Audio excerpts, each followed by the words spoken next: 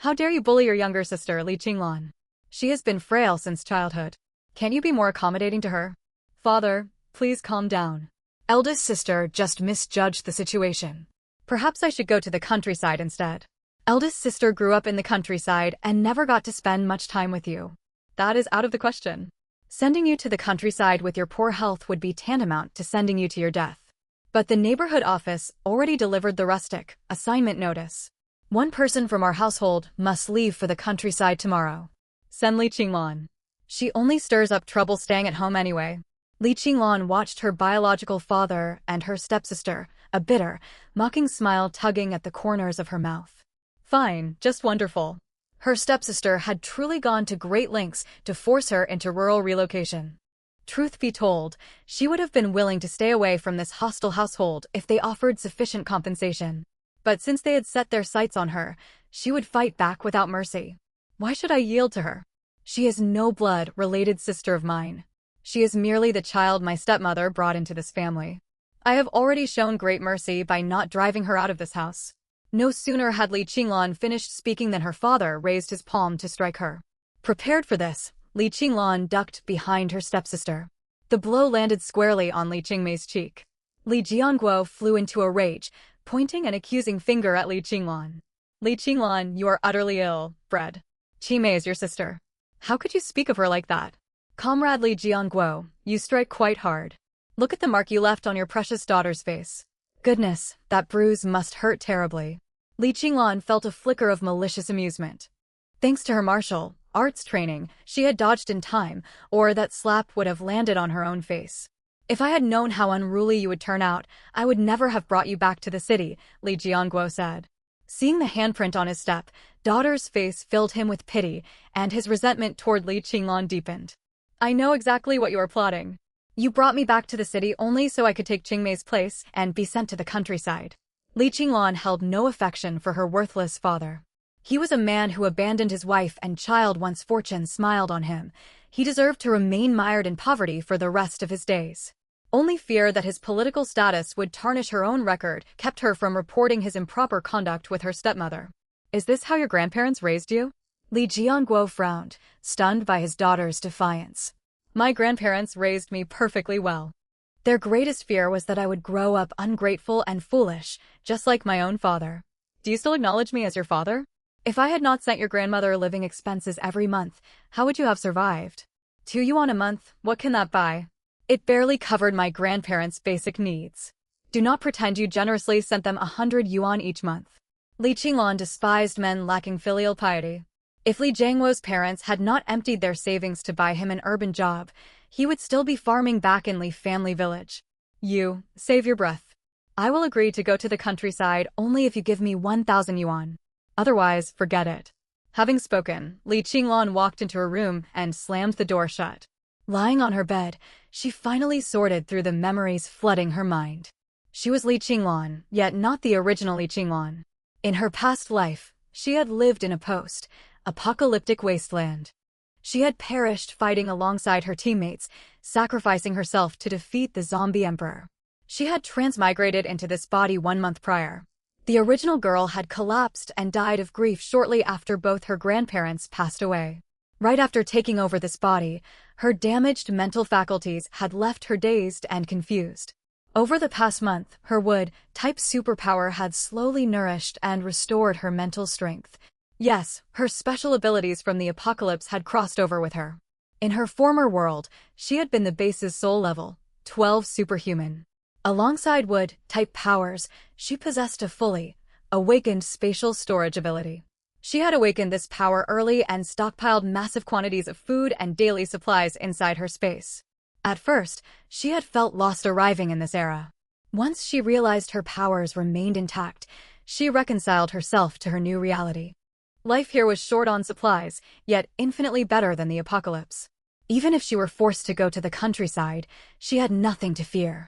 Her spatial storage guaranteed enough food and provisions. Only farm labor would prove physically taxing. When she woke up, dinner time had arrived. Opening her door, Li Qinglan spotted Li Qimei and her scheming mother huddled together whispering, "Are the two of you plotting how to trick me onto the train?" Li Qinglan sat down directly across from her stepmother and stepsister. Qinglan, do not jest. I harbor no such intentions, Yang Sui-hung replied with an awkward smile, caught red-handed in the middle of their private conversation. Then what exactly are you planning? Or do you intend to sacrifice me to secure a better future for your daughter? Li Qinglan studied her stepmother with an amused glint in her eyes. The woman was undeniably cunning. That was how she had persuaded Li Jianguo to marry her and provide for her 2 children. That is not true.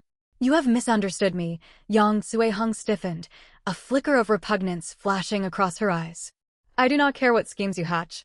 If you want me to go to the countryside, 1,000 yuan as compensation, no exceptions. Yang Sui-hung's frown deepened at her words. The household's total savings amounted to exactly 1,000 yuan. Handing all of it to Li Qinglan would leave them with nothing to live on. Can you accept a smaller sum? We barely have 1,000 yuan in total. Giving you everything would leave us destitute. Not a penny less. Borrow money or request an advance from your factory workplace if you must. Li Qinglan did not believe her stepmother's lies. Yang Sui-hung had spoken earlier about buying an official post for Li Qimei.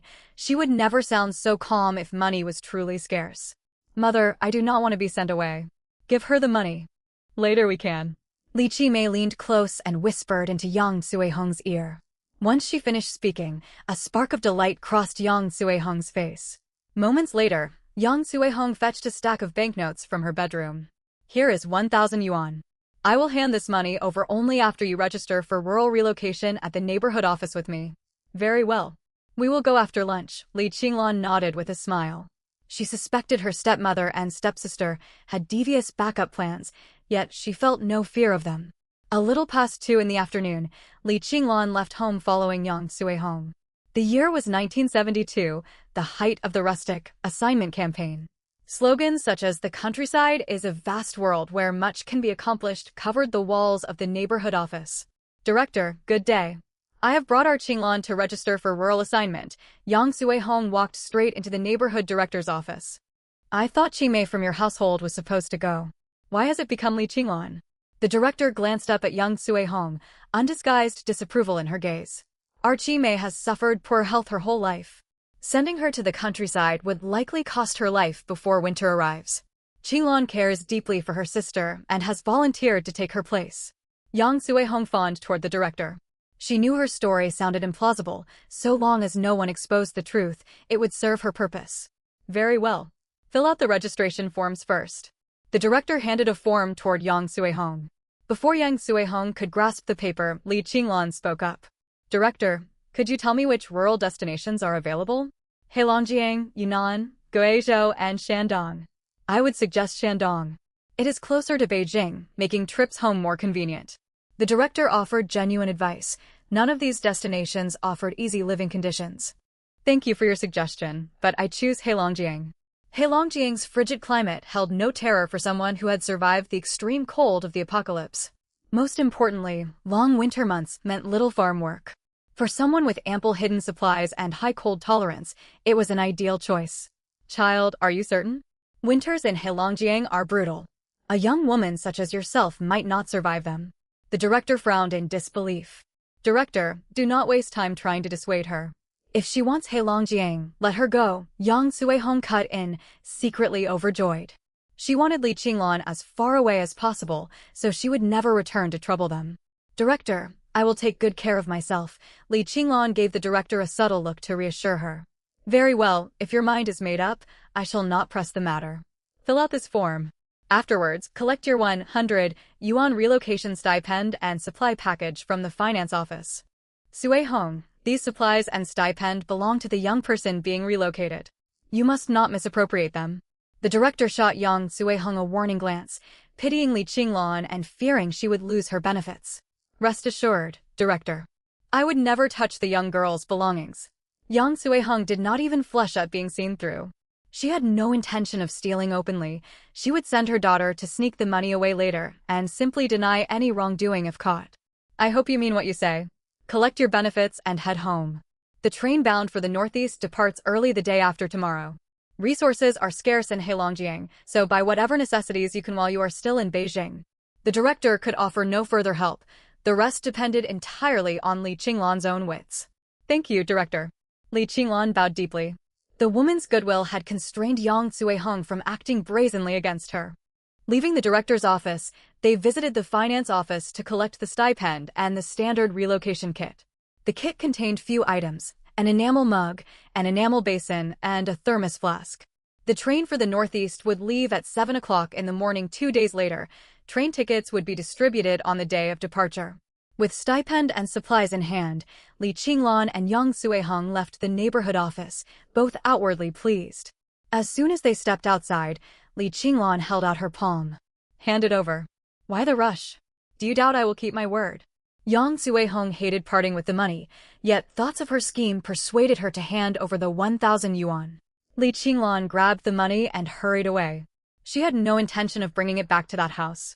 Once far enough away, she ducked into an empty alley and retrieved a pre-prepared parcel from her spatial storage. She had made thorough preparations for rural relocation.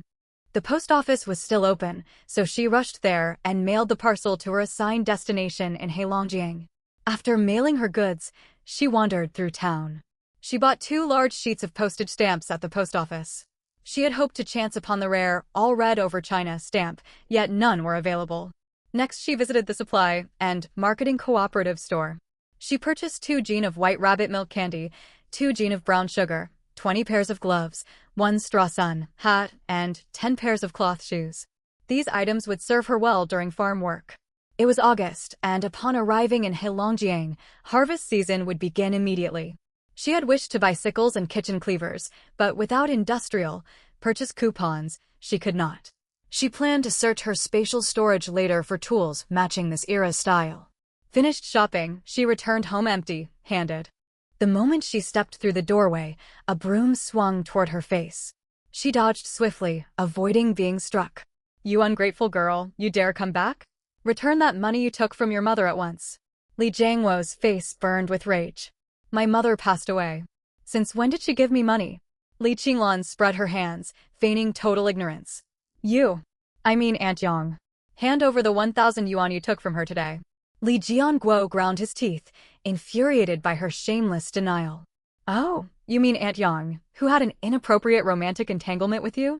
Li Qinglan spoke thoughtfully. Her words stung Yang Suihong until her eyes reddened. "Qinglan, that is not true. There was nothing improper between your father and me, nothing at all."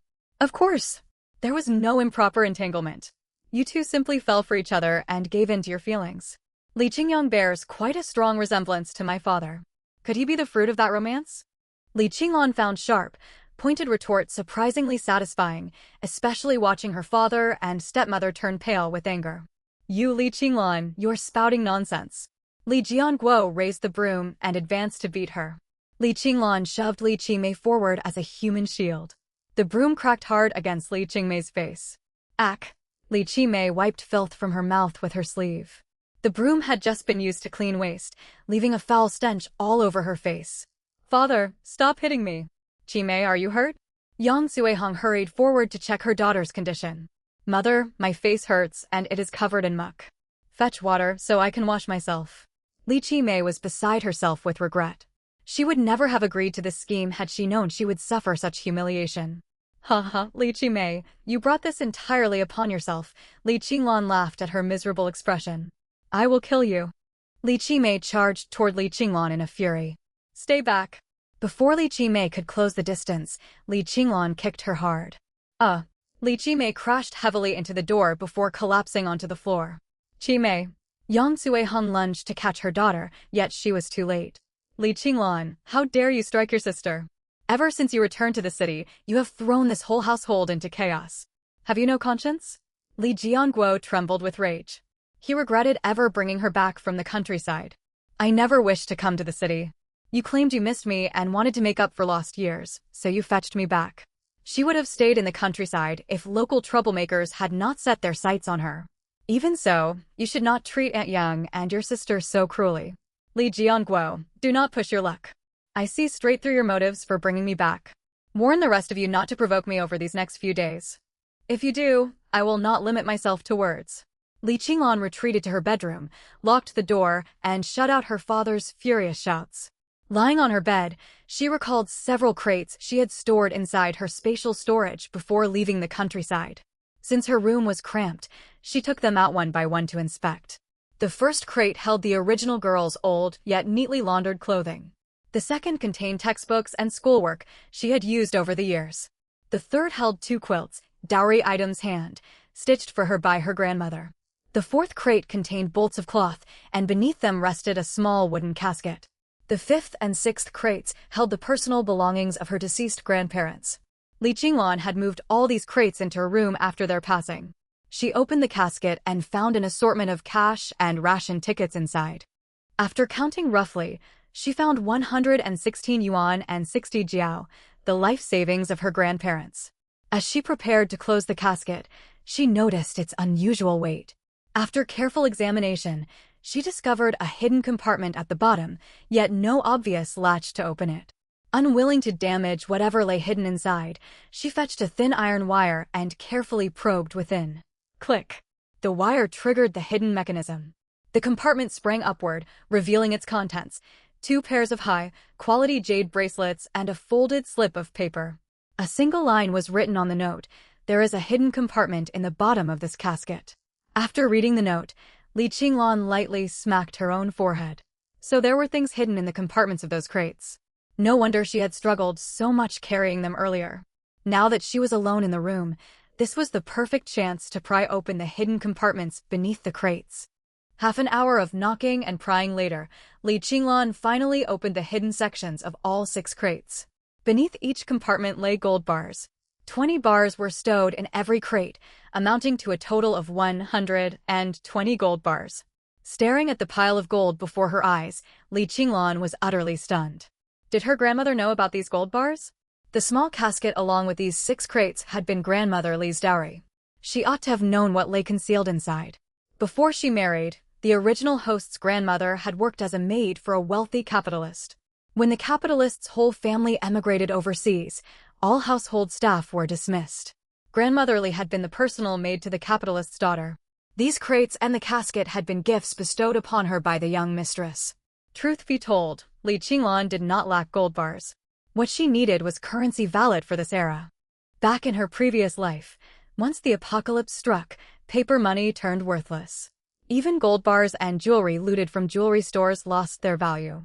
While stockpiling supplies, she had collected large quantities of gold bars and ornaments herself. Therefore, she only marveled briefly at the 120 gold bars before stowing them away into her spatial storage, letting them gather dust there. The moment she finished putting the gold away, rapid knocks echoed from outside the door. "Open up, Li Qinglan. Open this door right now." "What's the matter? Haven't you had enough trouble already?" Li Qinglan stepped forward and pulled the door open, staring coldly at Li Qimei standing out in the hallway. "Li Qinglan, why have you locked the door? Let me in. I need to grab my clothes and take a bath. This room is mine now. You will sleep on the sofa tonight." Li Qinglan had no intention of sharing quarters with Li Qimei. The scheming girl irritated her. "Why? This is my room." Li Qimei glared furiously, her face filled with resentment and hurt. "Why? Because I am Li Jiangwo's biological daughter. You, on the other hand, are nothing but an unwanted addition to the family, and your origins are highly questionable." Li Qinglan wore a triumphant grin. For a fleeting moment, she understood why villainous characters acted the way they did. Seeing her opponent fly into a rage lifted her spirits immensely. "You father, mother, elder sister is bullying me again." Li Qimei twisted toward Li Jianguo and Yang Suihong, tears welling in her eyes as she lodged her complaint. "Li Qinglan, you have gone too far. How dare you mistreat your younger sister?" Li Jianguo stormed over and shouted reproachfully at her. "Li Jianguo, get your facts straight. I am your daughter. Li Qimei is an outsider. Are you out of your mind, scolding me for the sake of this outsider?" Li Qinglan held no respect whatsoever for Li Jianguo. In her eyes, he was a dead, beat father who had abandoned his wife and child. "You," Li Jianguo pointed a trembling finger at her, so enraged he could barely speak. "Jiangwo, do not get so worked up. Since Qinglan refuses to share a room with Qimei, let Qimei sleep on the living room sofa. It is only a few nights. A girl can endure that," Yang Suihong said, pretending to mediate while actually pouring fuel on the fire. She hoped Li Jianguo would beat Li Qinglan and drive her out of the house. Her words only stoked Li Jiangwo's fury further. "This house belongs to me. I decide who gets to stay." Li Qinglan, get out. You are not welcome under my roof. Li Jianguo lunged forward, intending to lay hands on her. He cared little for this daughter raised out in the countryside. Li Jianguo, I strongly advise you not to touch me, or you will regret the consequences. If not for the fact that he was her biological father, Li Qinglan would have already kicked him flying across the room. What? Are you threatening to hit me? Go on then, show me what you can do. Though he feared her strength, as her father he could not afford to back down. I have no wish to strike you. There is another nuisance right here instead. Li Qinglan let out a cold laugh and delivered a sharp slap across Li Qingmei's cheek. Crack. A clear handprint bloomed instantly on Li Qingmei's face. Li Qinglan, what do you want from us? Li Jianguo panicked, yet he dared not fight back, intimidated by Li Qinglan's formidable physical prowess. That is the question I ought to be asking you. I am being sent down to the countryside the day after tomorrow. For these next 2 days, I expect you all to keep out of my way. Fine. I want you gone from this house by tomorrow. With that, Li Jianguo dragged Li Qimei and Yang Suiheng back to their bedroom. Once the door was shut behind them, Yang Suiheng finally spoke. Jianguo, perhaps Qimei and I ought to spend the night at my parents' place. Li Qinglan has lost her senses. I am afraid she will keep picking on Qimei. Genuine fear had settled over Yang Suiheng. Li Qinglan seemed capable of anything. That makes sense. Bring Qingyang along as well. If he comes home tonight and finds out what happened, he will surely pick a fight with Qinglan. I worry he will end up getting hurt. Li Jianguo frowned, thinking of his hot, tempered son. Very well. I shall pack our things.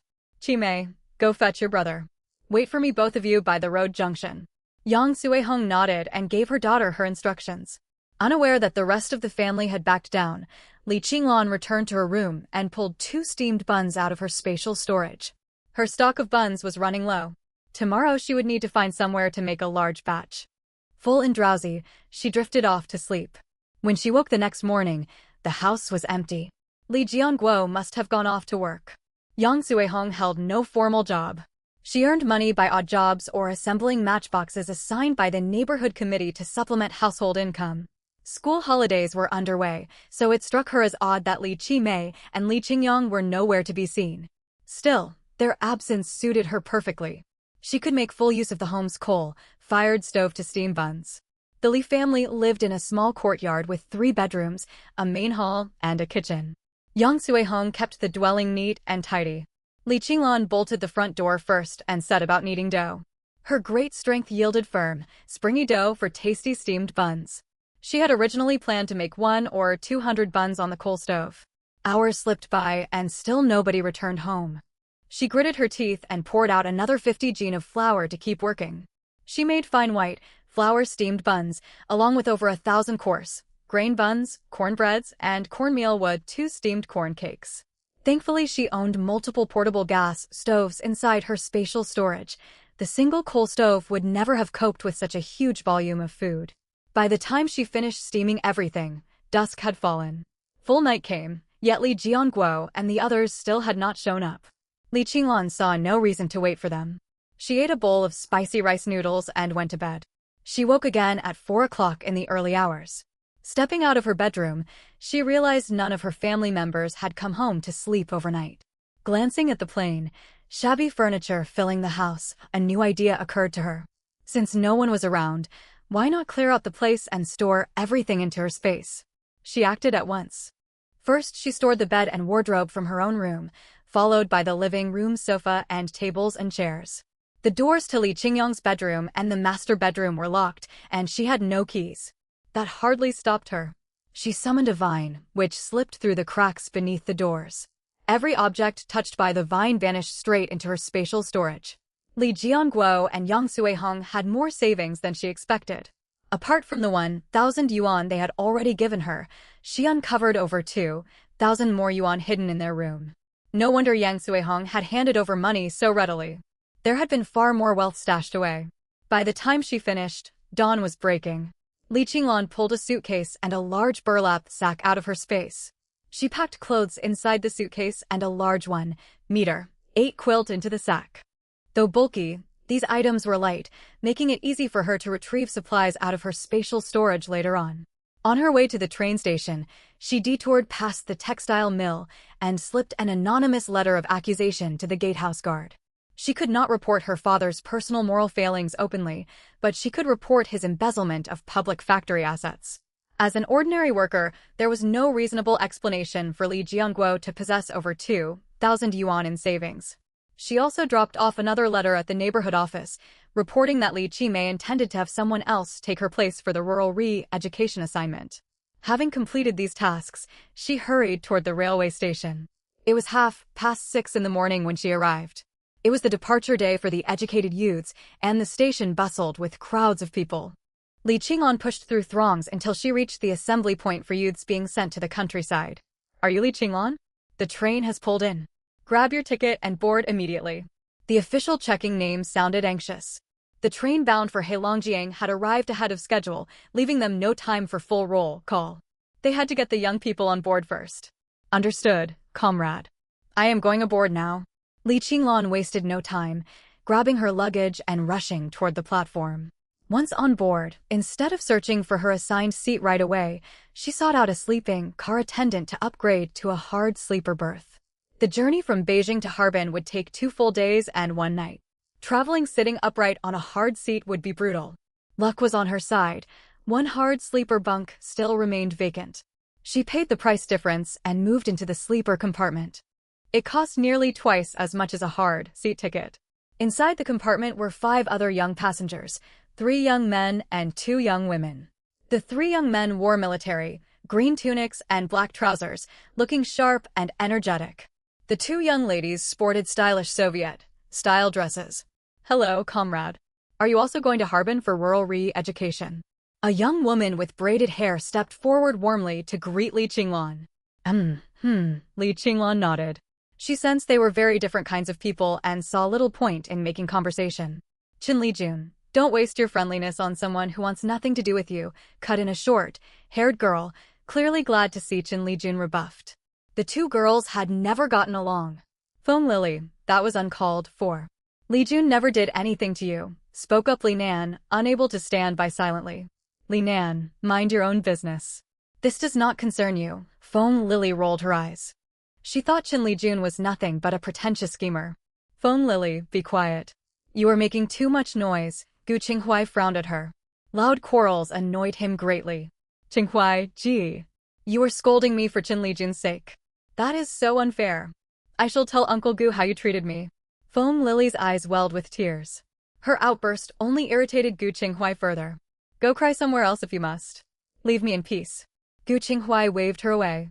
Qinghuai, gee, she did not mean any harm. Do not be cross with her.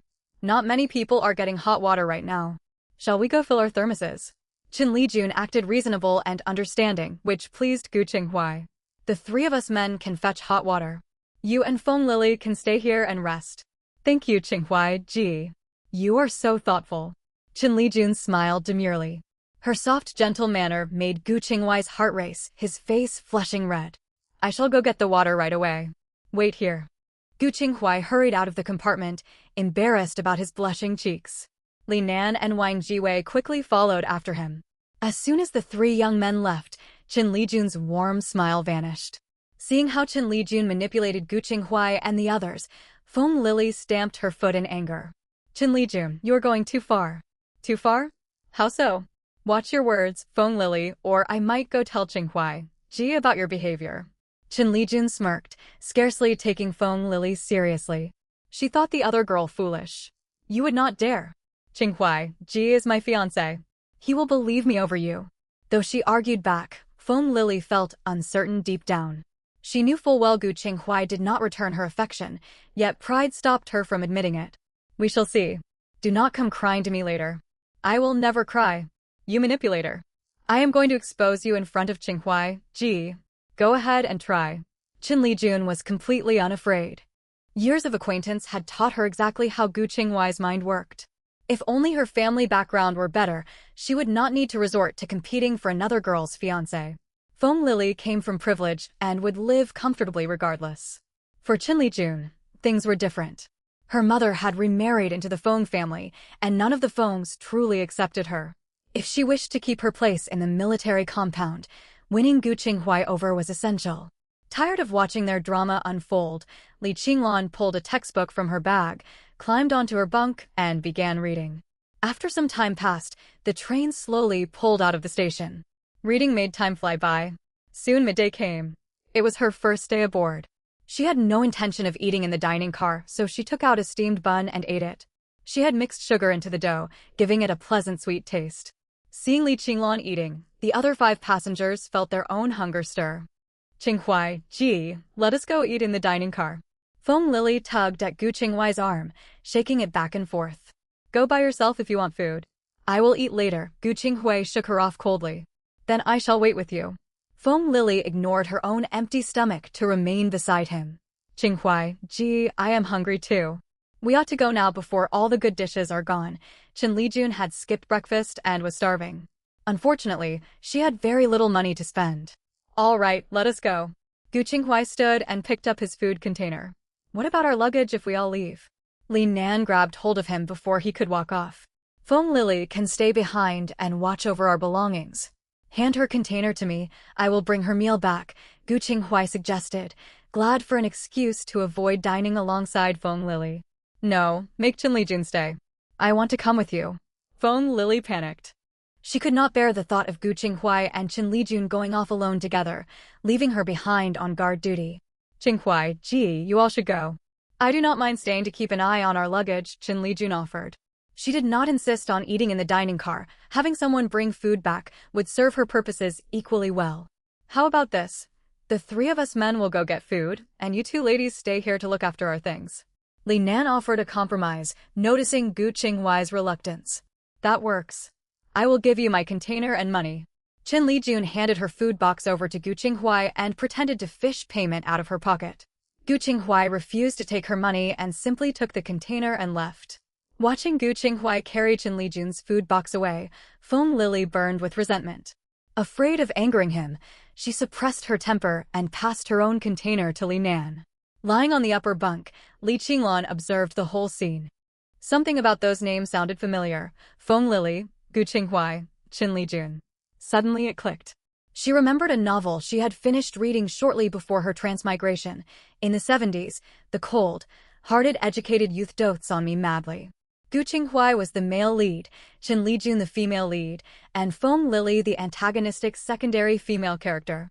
In the book, all 3 were assigned to Dave village of Red Flag Commune near Harbin. By pure coincidence, that was exactly the village Li Qinglan had been sent to. She would be living alongside the novel's main characters for years to come. She decided to test whether she really had transmigrated into the world of this book. Feng Lily, are you being sent down to Dave village, Red Flag Commune? How did you know? Feng Lily looked up toward the upper bunk in surprise. Just a guess. That is my destination as well. Naturally, Li Qinglan would not explain she had read their story in a novel. No one would believe such a tale. They would think her insane. What a wonderful coincidence. We can look out for each other from now on. Chen Lijun smiled warmly, as if they were old friends. Do not count on that. I prefer keeping to myself. You would do best to look after your own affairs. Li Qinglan wanted to keep her distance from the main couple. Trouble always swirled around them, and she wished to avoid unnecessary complications. Hey girl, are you even 16? How could your family bear to send you off to the countryside? Feng Lily was outgoing. Regardless of Li Qinglan's cold attitude, she already considered them acquaintances. I'm 18 this year. I've been extraordinarily strong since I was little, but I eat so much that my father sent me down to the countryside to earn my own grain. When away from home, you craft your own identity. Naturally, she would never tell strangers that she was an orphan. You poor thing. Did your father give you money to buy food? Harvest is just around the corner where we're going. There won't be many work points earned this year. If you didn't bring money, you ought to send a telegram home right away and ask your father to wire you funds, or you'll go hungry once food runs short. Feng Lily had been well supplied by her parents for her trip to the countryside.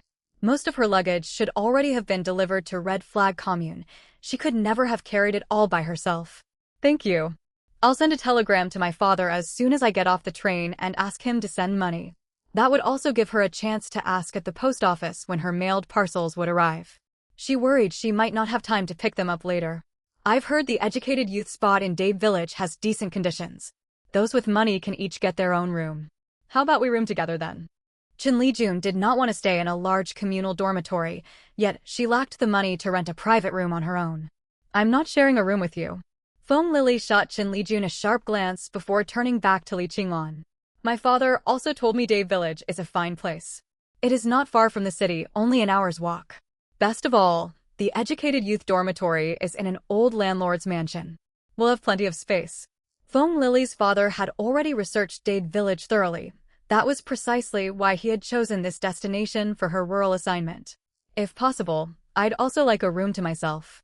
I dislike sharing sleeping quarters with others. Li Qinglan wanted no part of the conflict between the female lead and the supporting female character. It was wiser for her to keep her distance. Exactly. I'll rent the room next door to yours, and we can be neighbors. How does that sound? Seeing Li Qinglan ignore Chen Lijun delighted Feng Lily. Rare to find someone who did not side with Chen Lijun, so she was eager to strike up a friendship. Feng Lily, I know you don't like me, but we were sent to the countryside together. We ought to look out for one another. Chen Lijun looked upset. She had done nothing to offend the girl in the upper bunk, so why would she gang up with Feng Lily against her? Why should I? You always run to Brother Qinghuai whenever you need something. If you feel lonely, go keep him company. At Feng Lily's words, Li Qinglan nearly spat out the water in her mouth. Cough, cough, cough. Feng Lily, do you realize what you are saying? Of course I do. I'm no fool. My fiancé has taken a fancy to someone else, how could I not know? Feng Lily spoke deliberately. Since Gu Qinghuai did not care for her, she saw no point in enduring grievances quietly. Feng Lily, you've lost your mind. There is nothing improper between Brother Qinghuai and me. Chen Lijun's eyes welled up with hurt. She did have feelings for Gu Qinghuai, but nothing had ever gone that far. So you're innocent, fine. Since you like him, I'll step aside and let you have him.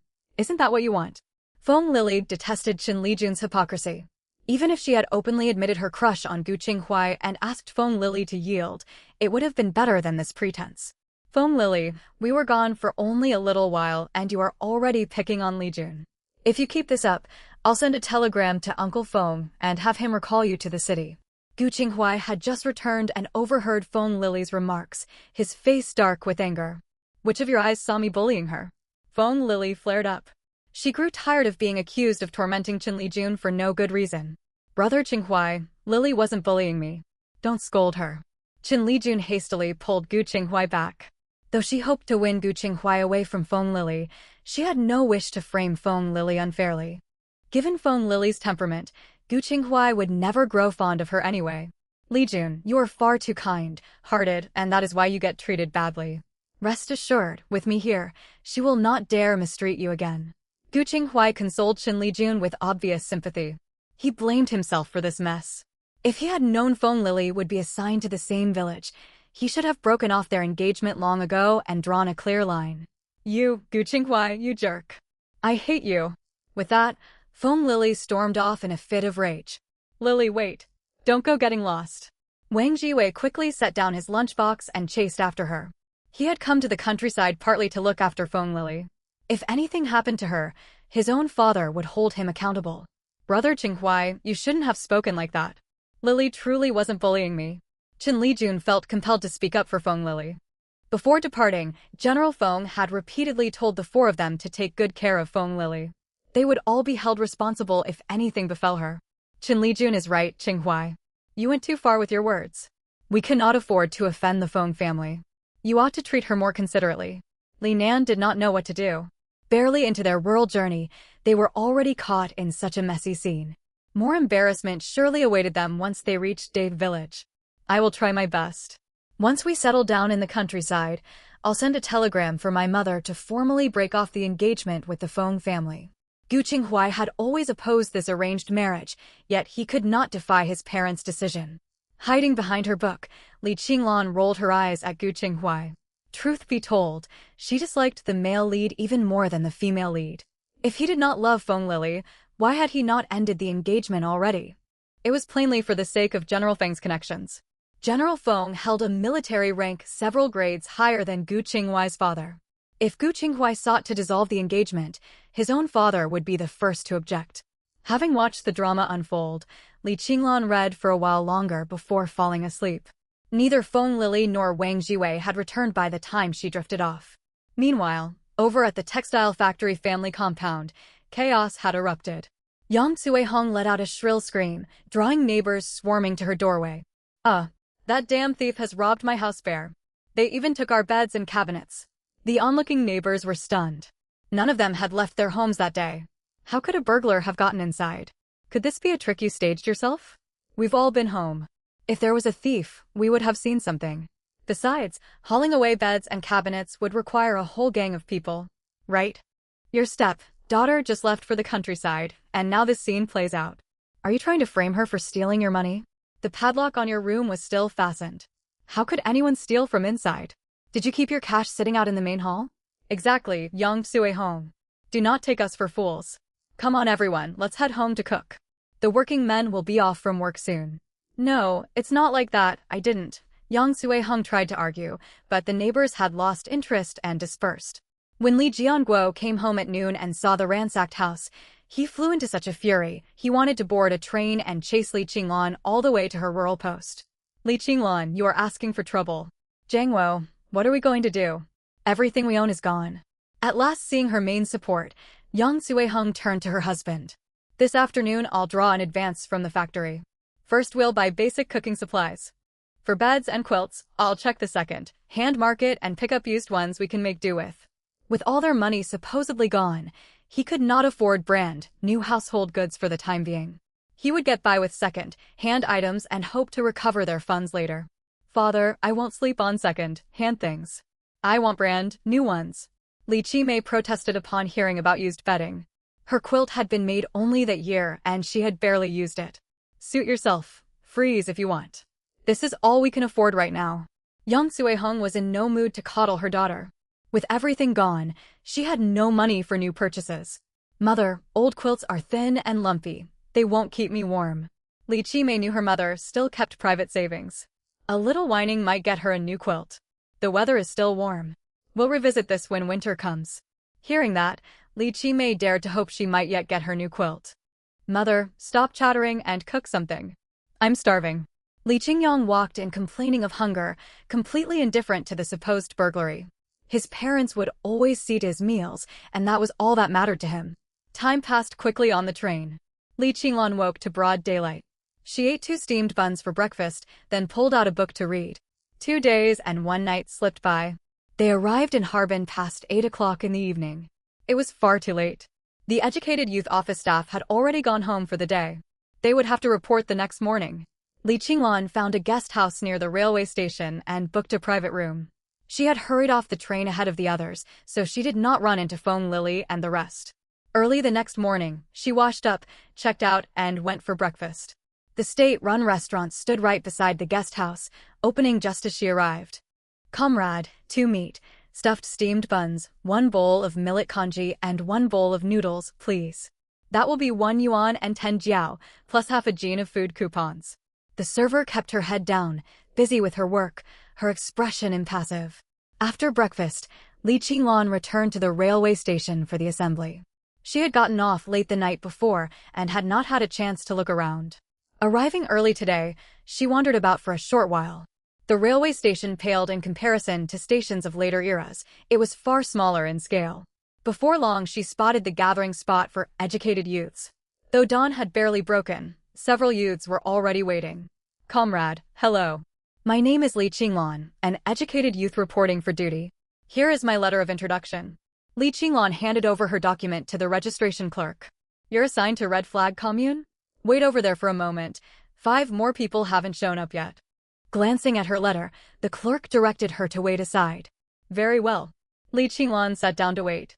She wondered when those 5 pampered young men and women would arrive. Sitting was more comfortable than standing. She waited from pale dawn until the sun hung high in the sky before Gu Qinghuai and the others finally turned up. Comrade, our apologies for being late.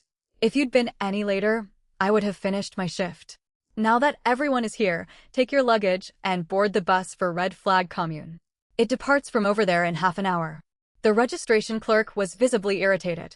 He could have gone home long ago, but he had waited over an hour for the stragglers, exposed to sun and hunger. Comrade, I was told Dade Village is only 10 kilometers from Harbin. Why must we take a bus? Feng Lily remembered her father saying villagers from Dave Village would come to meet them upon their arrival in Harbin. Instead, the receptionist was sending them toward Red Flag Commune, nearly 30 kilometers away from Dave Village, with no further transport onward. Take it or leave it. If you won't take the bus, walk there on your own. Called out on his misinformation, the clerk lost his temper and snapped at Feng Lily. I refuse to take that bus. You are deliberately making things hard for us. I'm going to file a complaint. Indignant, Feng Lily threw her luggage onto the ground, sat down on the dirt, and burst into loud sobs. She had never endured such humiliation in her life. Li Qinglan sized up the situation. She stepped quietly beside the clerk and slipped a pack of cigarettes into his pocket. Comrade, calm down. This young lady is naive and does not know better.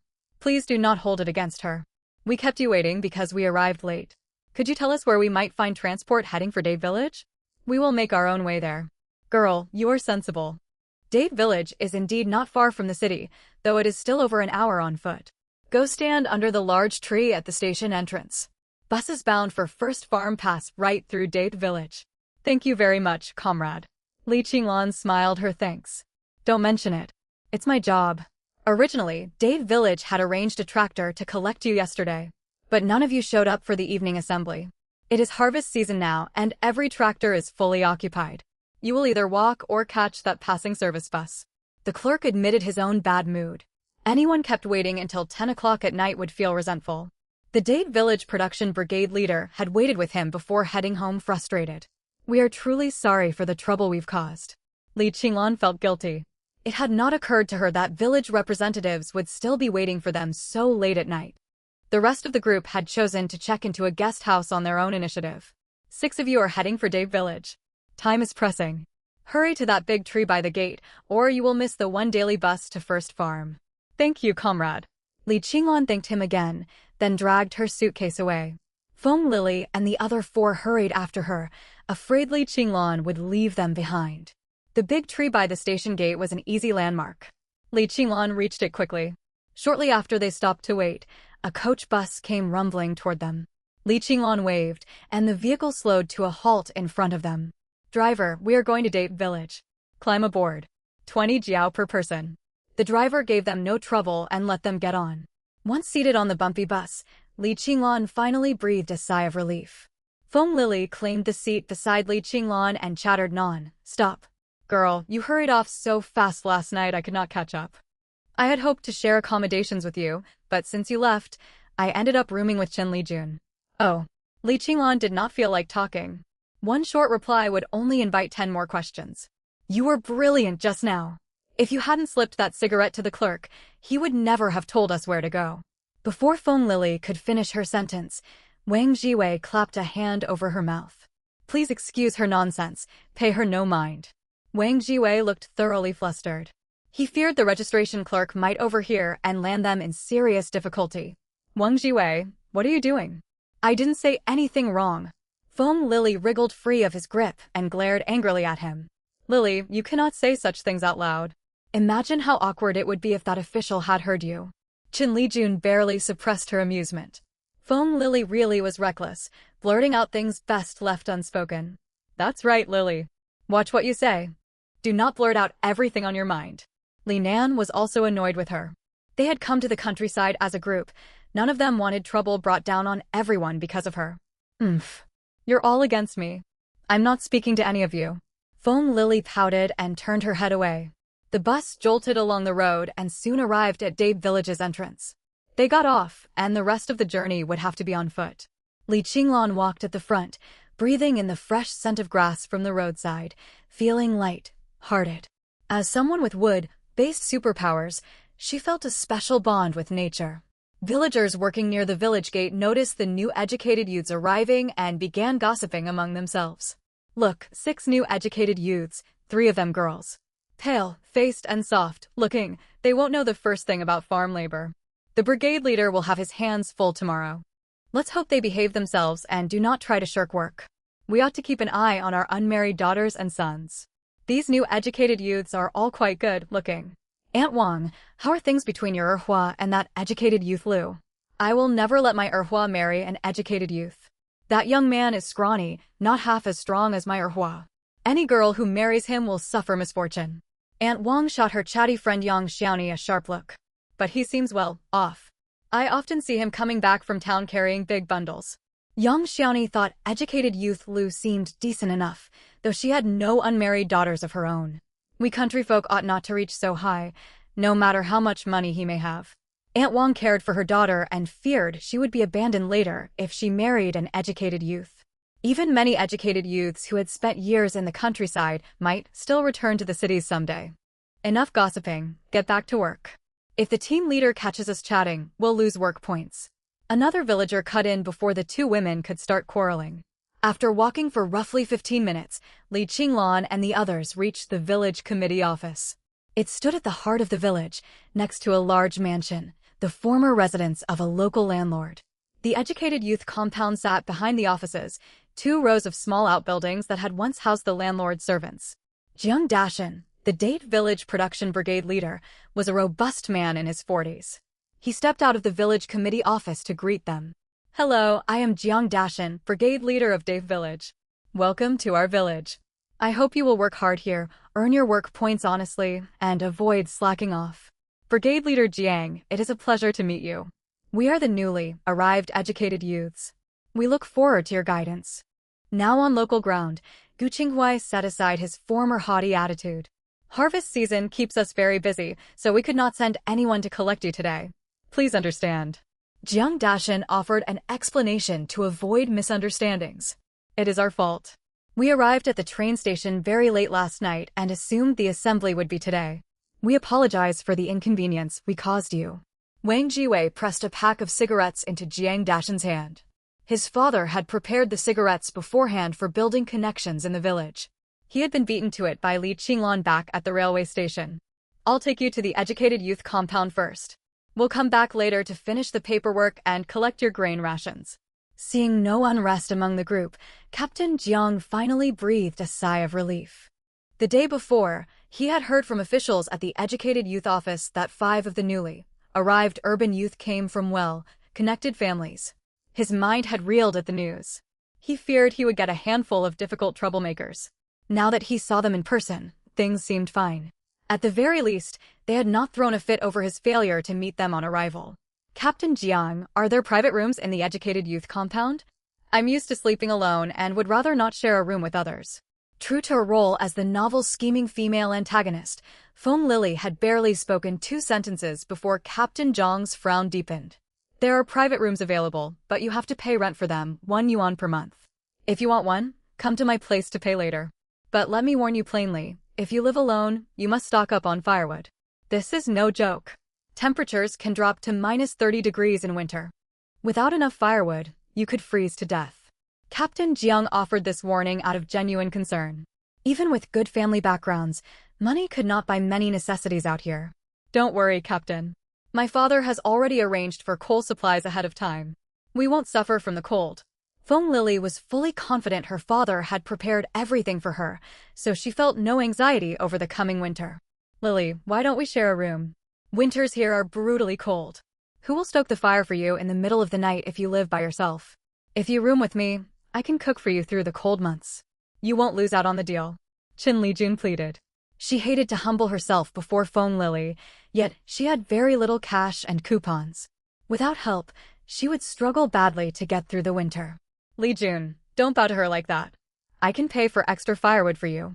Gu Qinghuai could not bear watching Qin Lijun grovel to Feng Lily. He had money. He could squeeze in with Li Nan and the others and give his coal and firewood to Qin Lijun instead. I think the 5 of us should take 2 rooms. The 3 of us men stay together, and Lily shares with Li Jun. We've just arrived in Date Village. If we don't stick together, the older educated youth might give us a hard time. Wang Jiwei was far more realistic. Besides being reported on, their fathers had all run into professional trouble. All 5 of their fathers belonged to the same political faction. Their fates were intertwined. They had to behave themselves in the countryside and avoid bringing further trouble to their families. I agree with Wang Jiwei. You can quarrel privately, but when it comes to important matters, I hope you will act sensibly. Li Nan's words were aimed straight at Feng Lily, who was usually the one picking fights with Qin Lijun. Standing off to one side, Li Qinglan rolled her eyes repeatedly.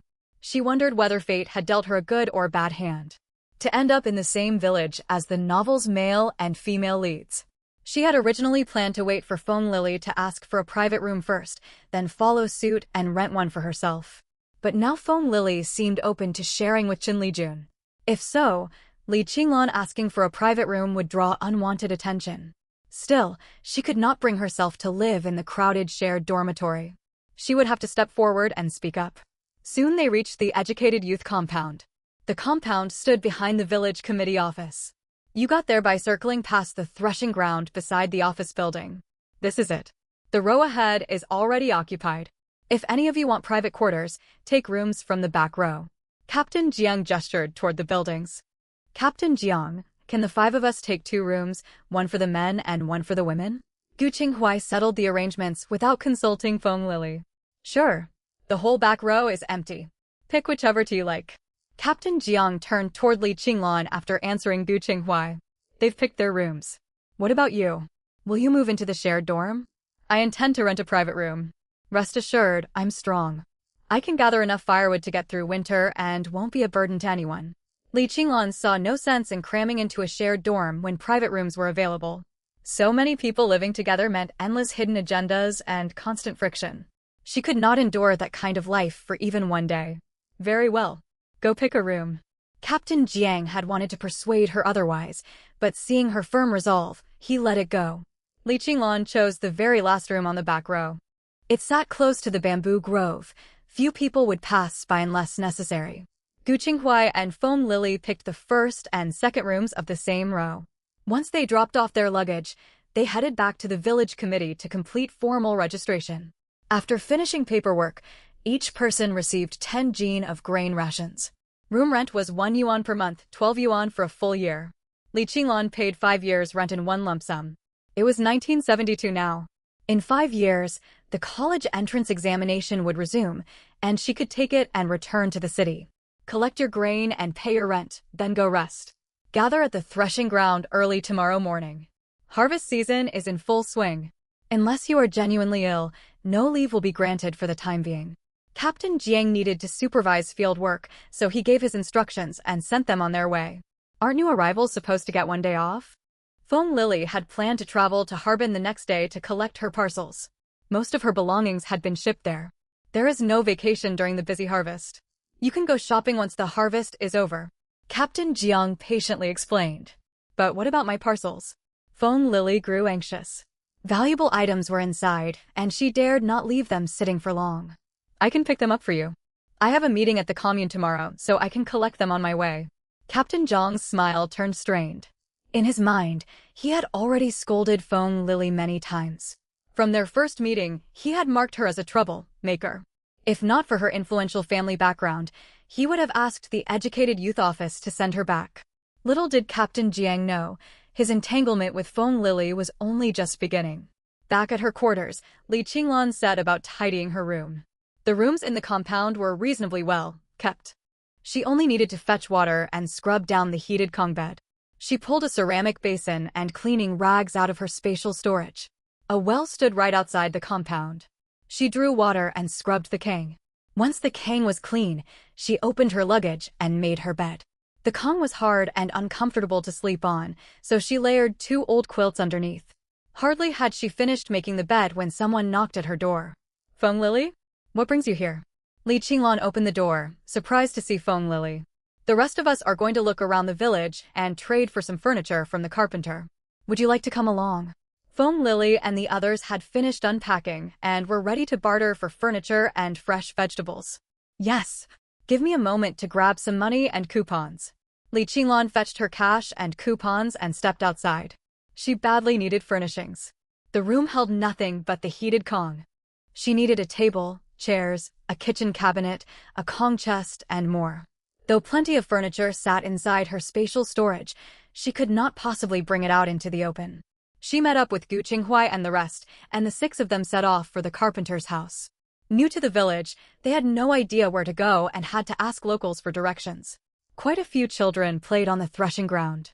Li Qinglan gave one boy a fruit candy, and he agreed to lead the way. Dave village was large.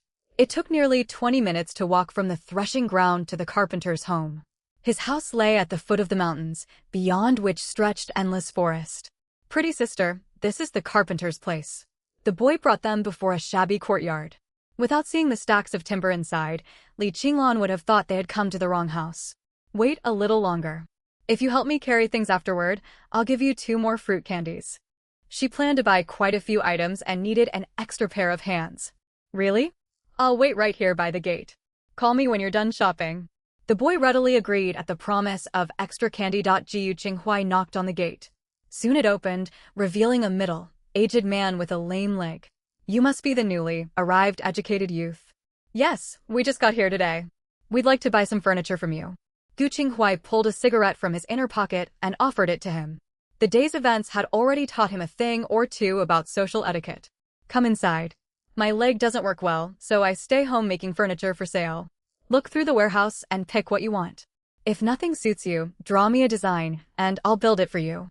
Though profits from sales would not go directly into his own pocket, bringing in income for the village was worthwhile. The carpenter's warehouse was spacious, filled with all kinds of wooden furniture. What furniture are you getting? Foam Lily stuck close behind Li Qinglan like a trailing shadow after they stepped inside. I want a Kong table for meals, a chest for the Kang to store clothes, a kitchen cabinet, a shelf, a regular table, 1 chair, and a small stool. Li Qinglan stuck to practical necessities and skipped anything unnecessary. I'll get exactly the same set.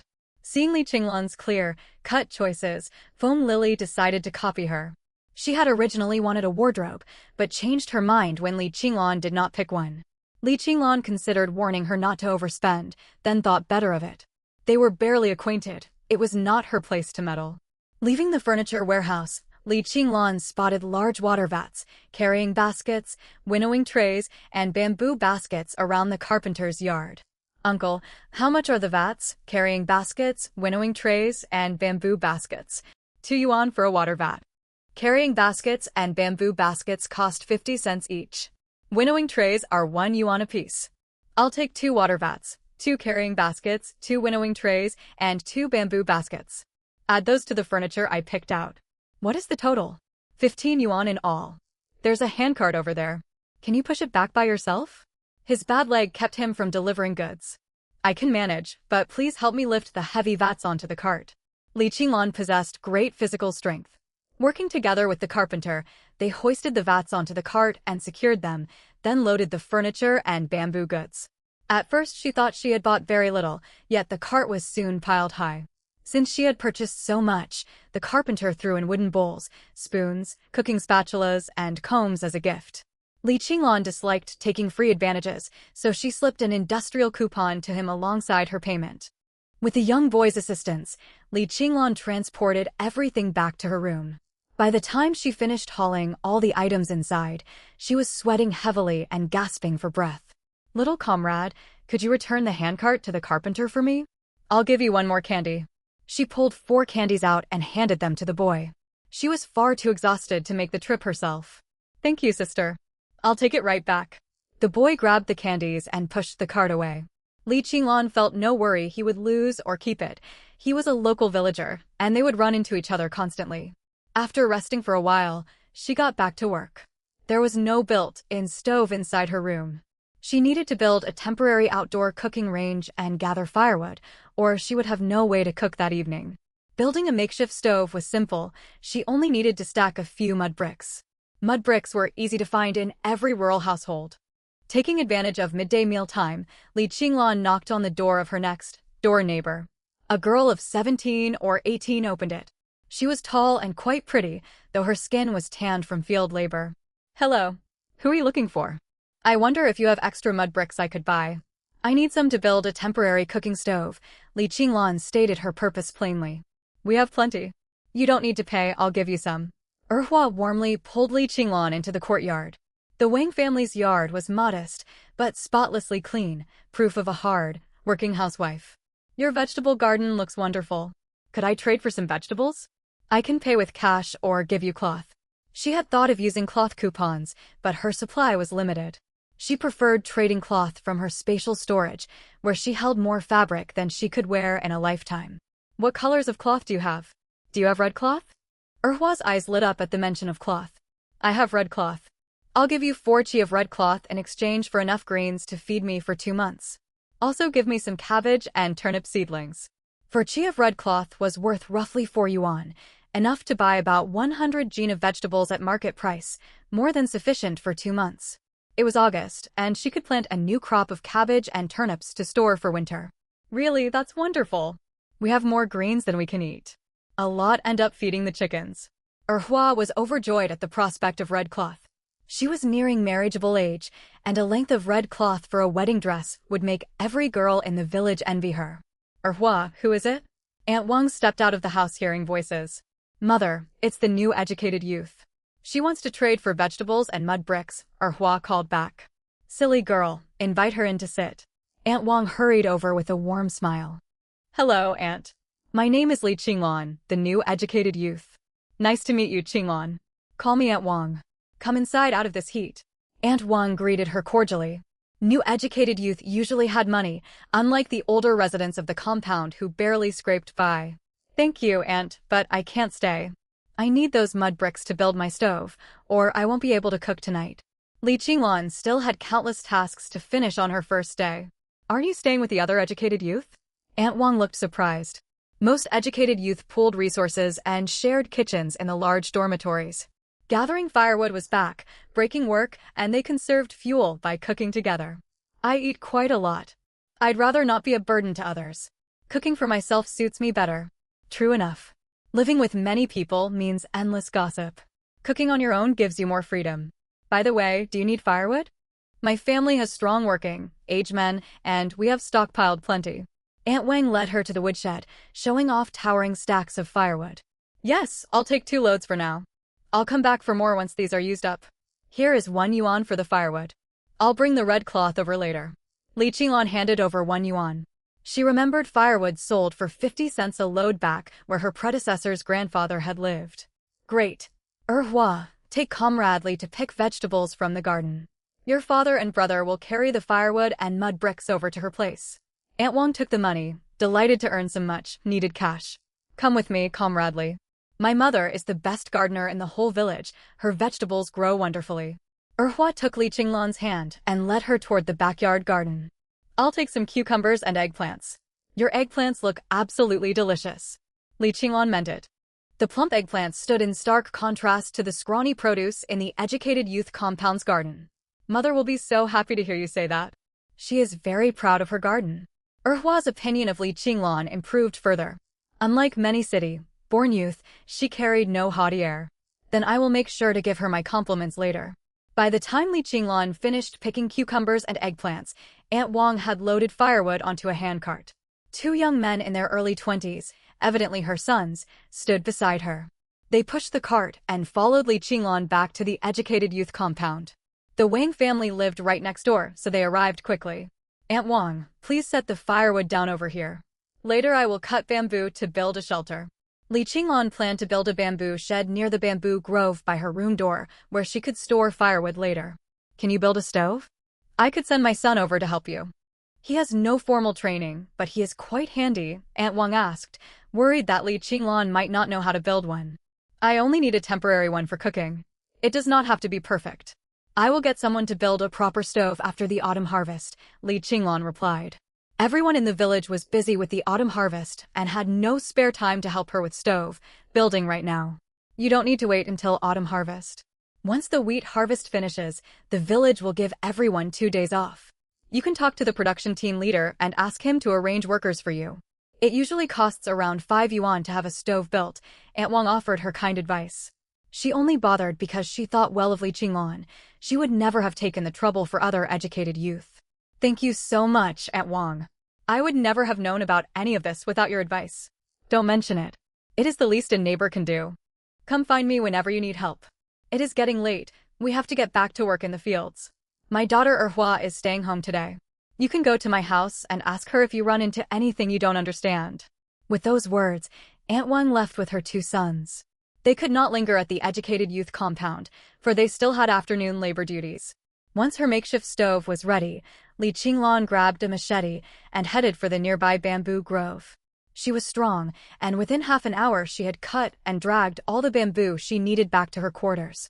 The firewood shed required large sheets of oil, paper. Luckily, she had some in her storage space.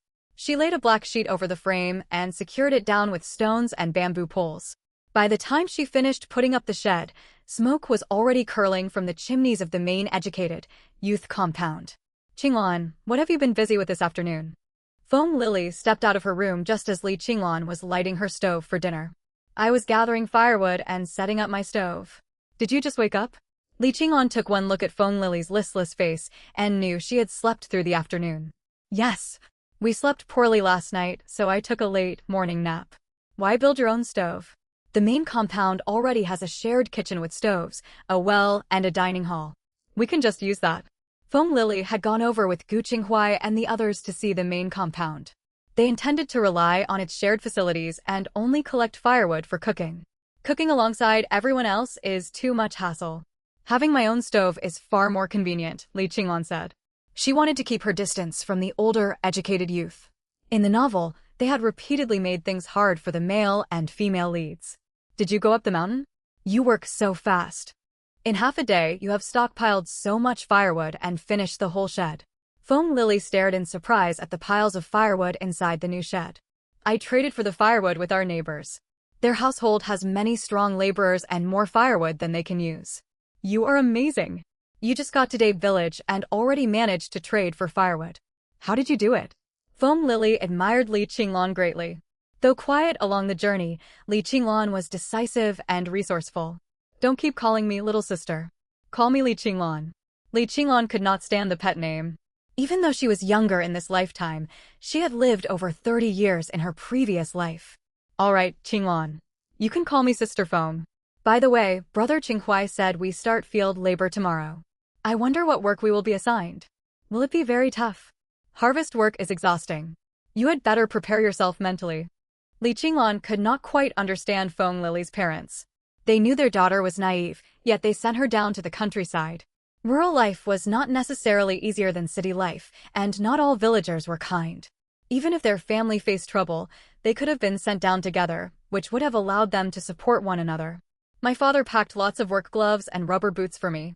He was afraid I would struggle out here. My father, Wu, I miss home. Tears rolled down Feng Lily's cheeks.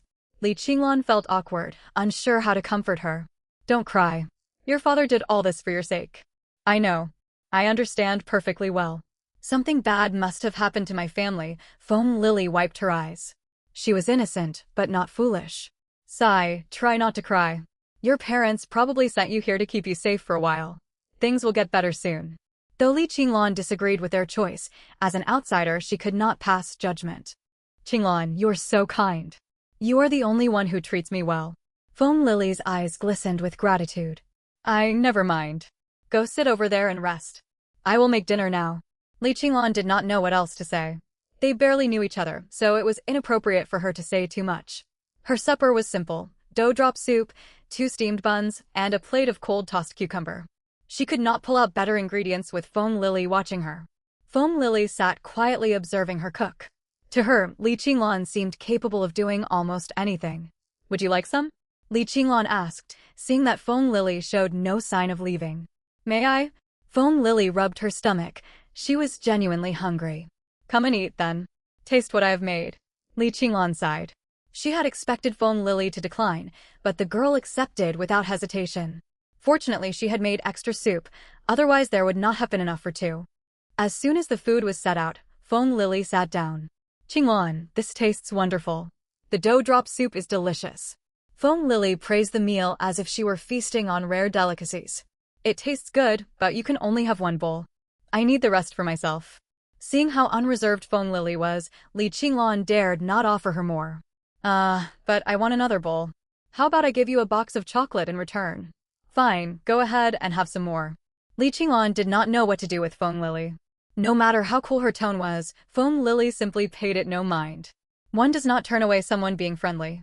If Feng Lily had been rude, she could have asked her to leave. Don't worry, Qinglan. I won't take advantage of you. I will fetch the chocolate right after this. It was not so much the soup that pleased Feng Lily.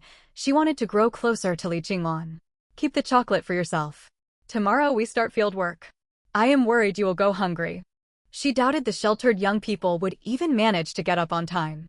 Qinglan, can we walk to work together tomorrow? Feng Lily trusted Li Qinglan for no clear reason. From their very first meeting, something inside her had urged her to draw near to her. Do you have an alarm clock? Yes. My mother got one for me before I left the city. Set it for 4 o'clock in the morning. Otherwise you will never wake up in time. I will set it right away. Thank you, Qinglan. After dark, the main educated youth compound grew lively. Hu Xiaomei and Yang Zhaodi were on cooking duty for the evening, so they had returned early. Stepping into the kitchen, they found someone already preparing food. Hey, who are you? Are you one of the new educated youth? Hu Xiaomei walked over and spoke to Qin Lijun. Yes, I am Qin Lijun, newly arrived. Have you finished work? I have boiled water on the stove. You may use it to bathe. Are you cooking supper? There are 8 of us here. That is not nearly enough food for everyone. Hu Xiaomei assumed Qin Lijun was cooking for all the youth. She reached for sweet potatoes to toss into the pot. Before she could take them out, Qin Lijun spoke up. This meal is for 5 of us. We are not eating with the rest of you. Qin Lijun looked embarrassed as she hurried to explain. What? Why? Do you think we would take advantage of you? Hu Xiaomei frowned, visibly annoyed. That is not it. We just prefer fewer people around, Qin Lijun fumbled for words. If you want to keep so separate, do not burn our firewood. Angrily, Hu Xiaomei stepped forward and doused the stove fire. Qin Lijun froze, stunned by her reaction. Xiaomei, don't act rashly. Yang Zhaodi quickly held Hu Xiaomei back, afraid the quarrel would escalate. Though the firewood had been collected by the older youth, the production team leader would scold them if a commotion broke out. How could you do that? I only used a little of your firewood. I will gather more tomorrow to replace what I used. You had no right to put out my fire. That is unfair. Qin Lijun's eyes welled with tears. Did you ask permission before using our wood? Taking other people's things without consent counts as stealing. Weary after a long day's labor, Hu Xiaomei lost her temper at Qin Lijun's tearful display. That is going much too far over just a few sticks of firewood. Qin Lijun felt deeply wronged. She had done nothing to offend anyone since arriving in the village. Just a few sticks? You have no idea how hard it is to collect firewood. Hu Xiaomei grew more agitated, raising her voice. The noise drew Gu Qinghuai and the others over. Seeing Qin Lijun upset, Gu Qinghuai stepped forward with a frown and stood protectively in front of her. Lijun, are you all right? Brother Qinghuai, I am fine. She just put out our cooking fire. Qin Lijun burst into tears the moment she saw him. She had been badly frightened. I put out your fire? You burned our firewood without asking. Hu Xiaomei's eyes flashed with jealousy as she watched Gu Qinghuai shield Qin Lijun. She privately thought Qin Lijun knew how to turn men to her side. She scoffed inwardly at her good-looking rival. It is only a small amount of firewood. I will collect replacement wood tomorrow, Gu Qinghuai said disapprovingly. He thought Hu Xiaomei was being petty over trivial matter. It is not trivial. We are swamped with harvest work and cannot spare time to gather more. What will we burn for cooking if you use up our stock? Hu Xiaomei stamped her foot, gesturing at their dwindling pile of firewood. Lijun, how much wood did you use?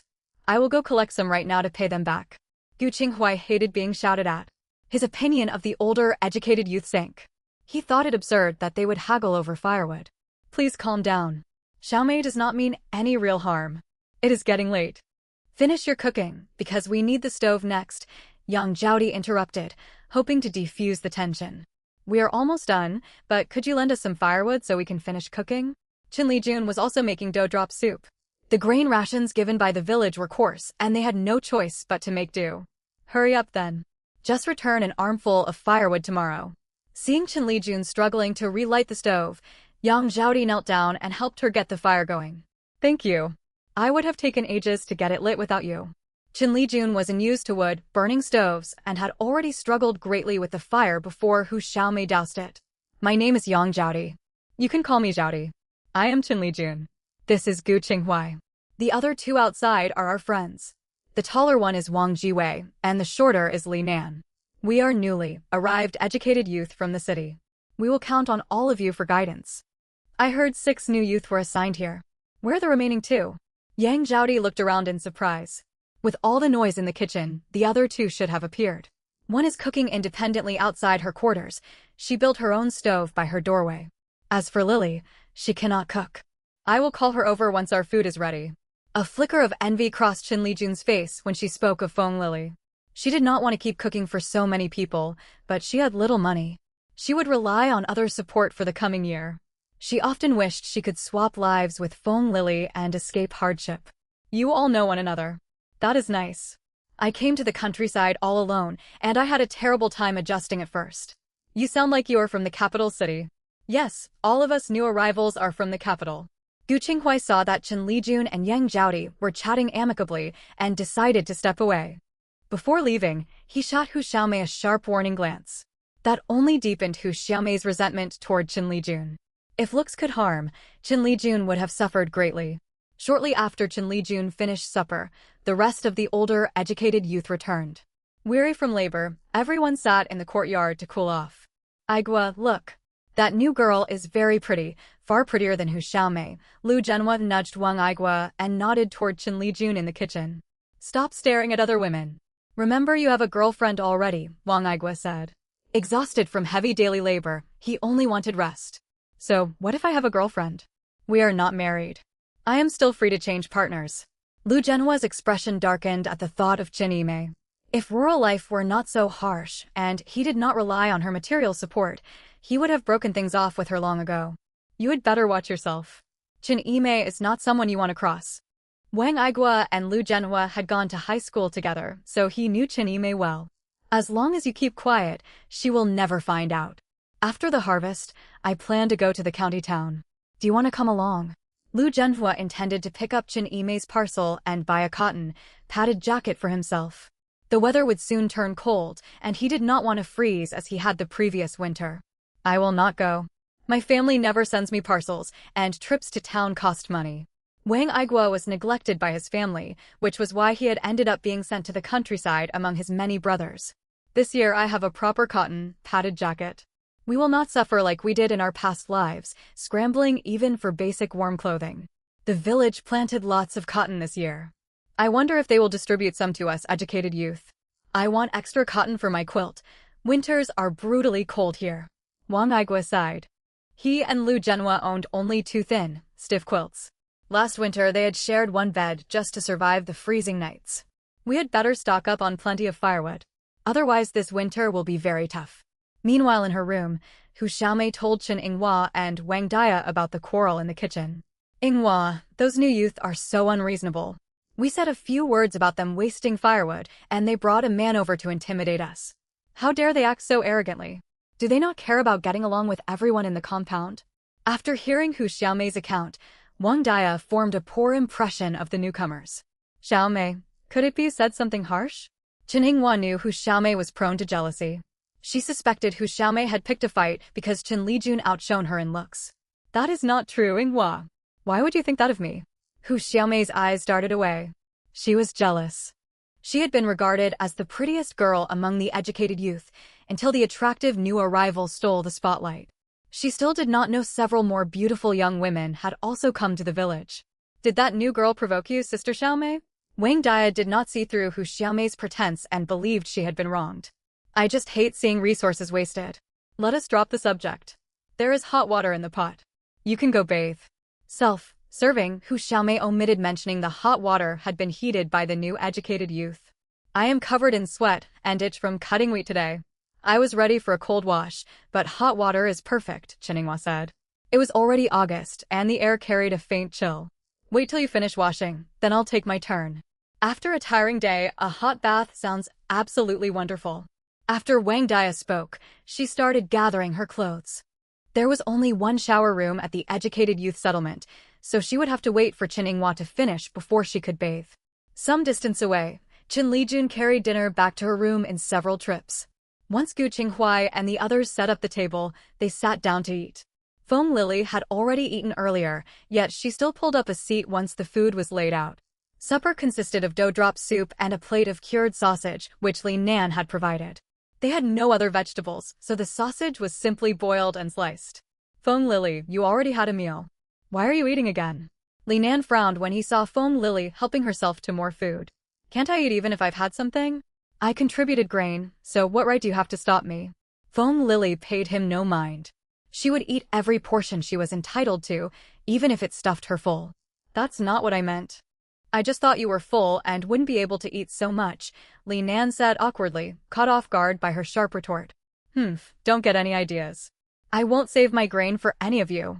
Feng Lily suddenly thought that friends she'd known for more than a dozen years were not half as considerate as Li Qinglan, a stranger she had only just met. Every time she quarreled with Qin Lijun, everyone took Qin Lijun's side and criticized her, ignoring the fact that they had grown up together. Enough bickering, let's eat quickly. After dinner, we'll head over to meet the senior, educated youths. We've only just arrived here, and we'll need their help to settle in, Gu Qinghuai suggested with clear purpose.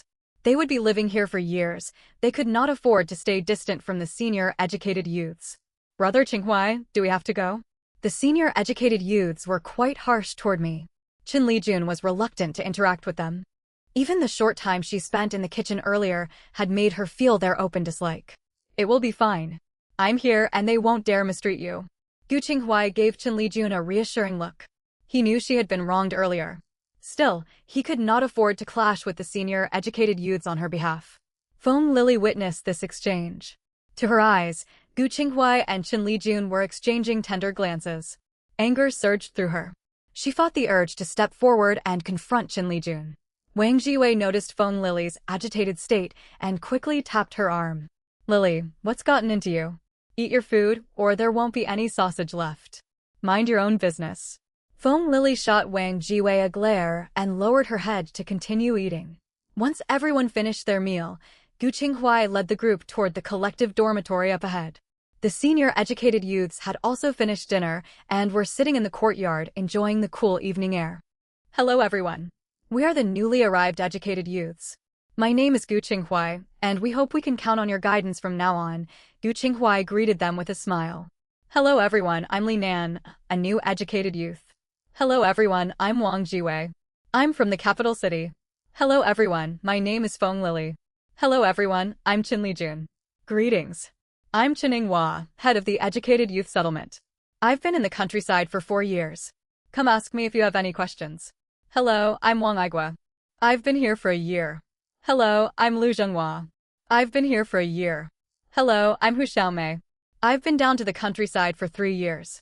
Hello, I'm Yang Jiaodi. I've been here 3 years. Hello, I'm Qin Jingxi. I've been in the countryside for 2 years.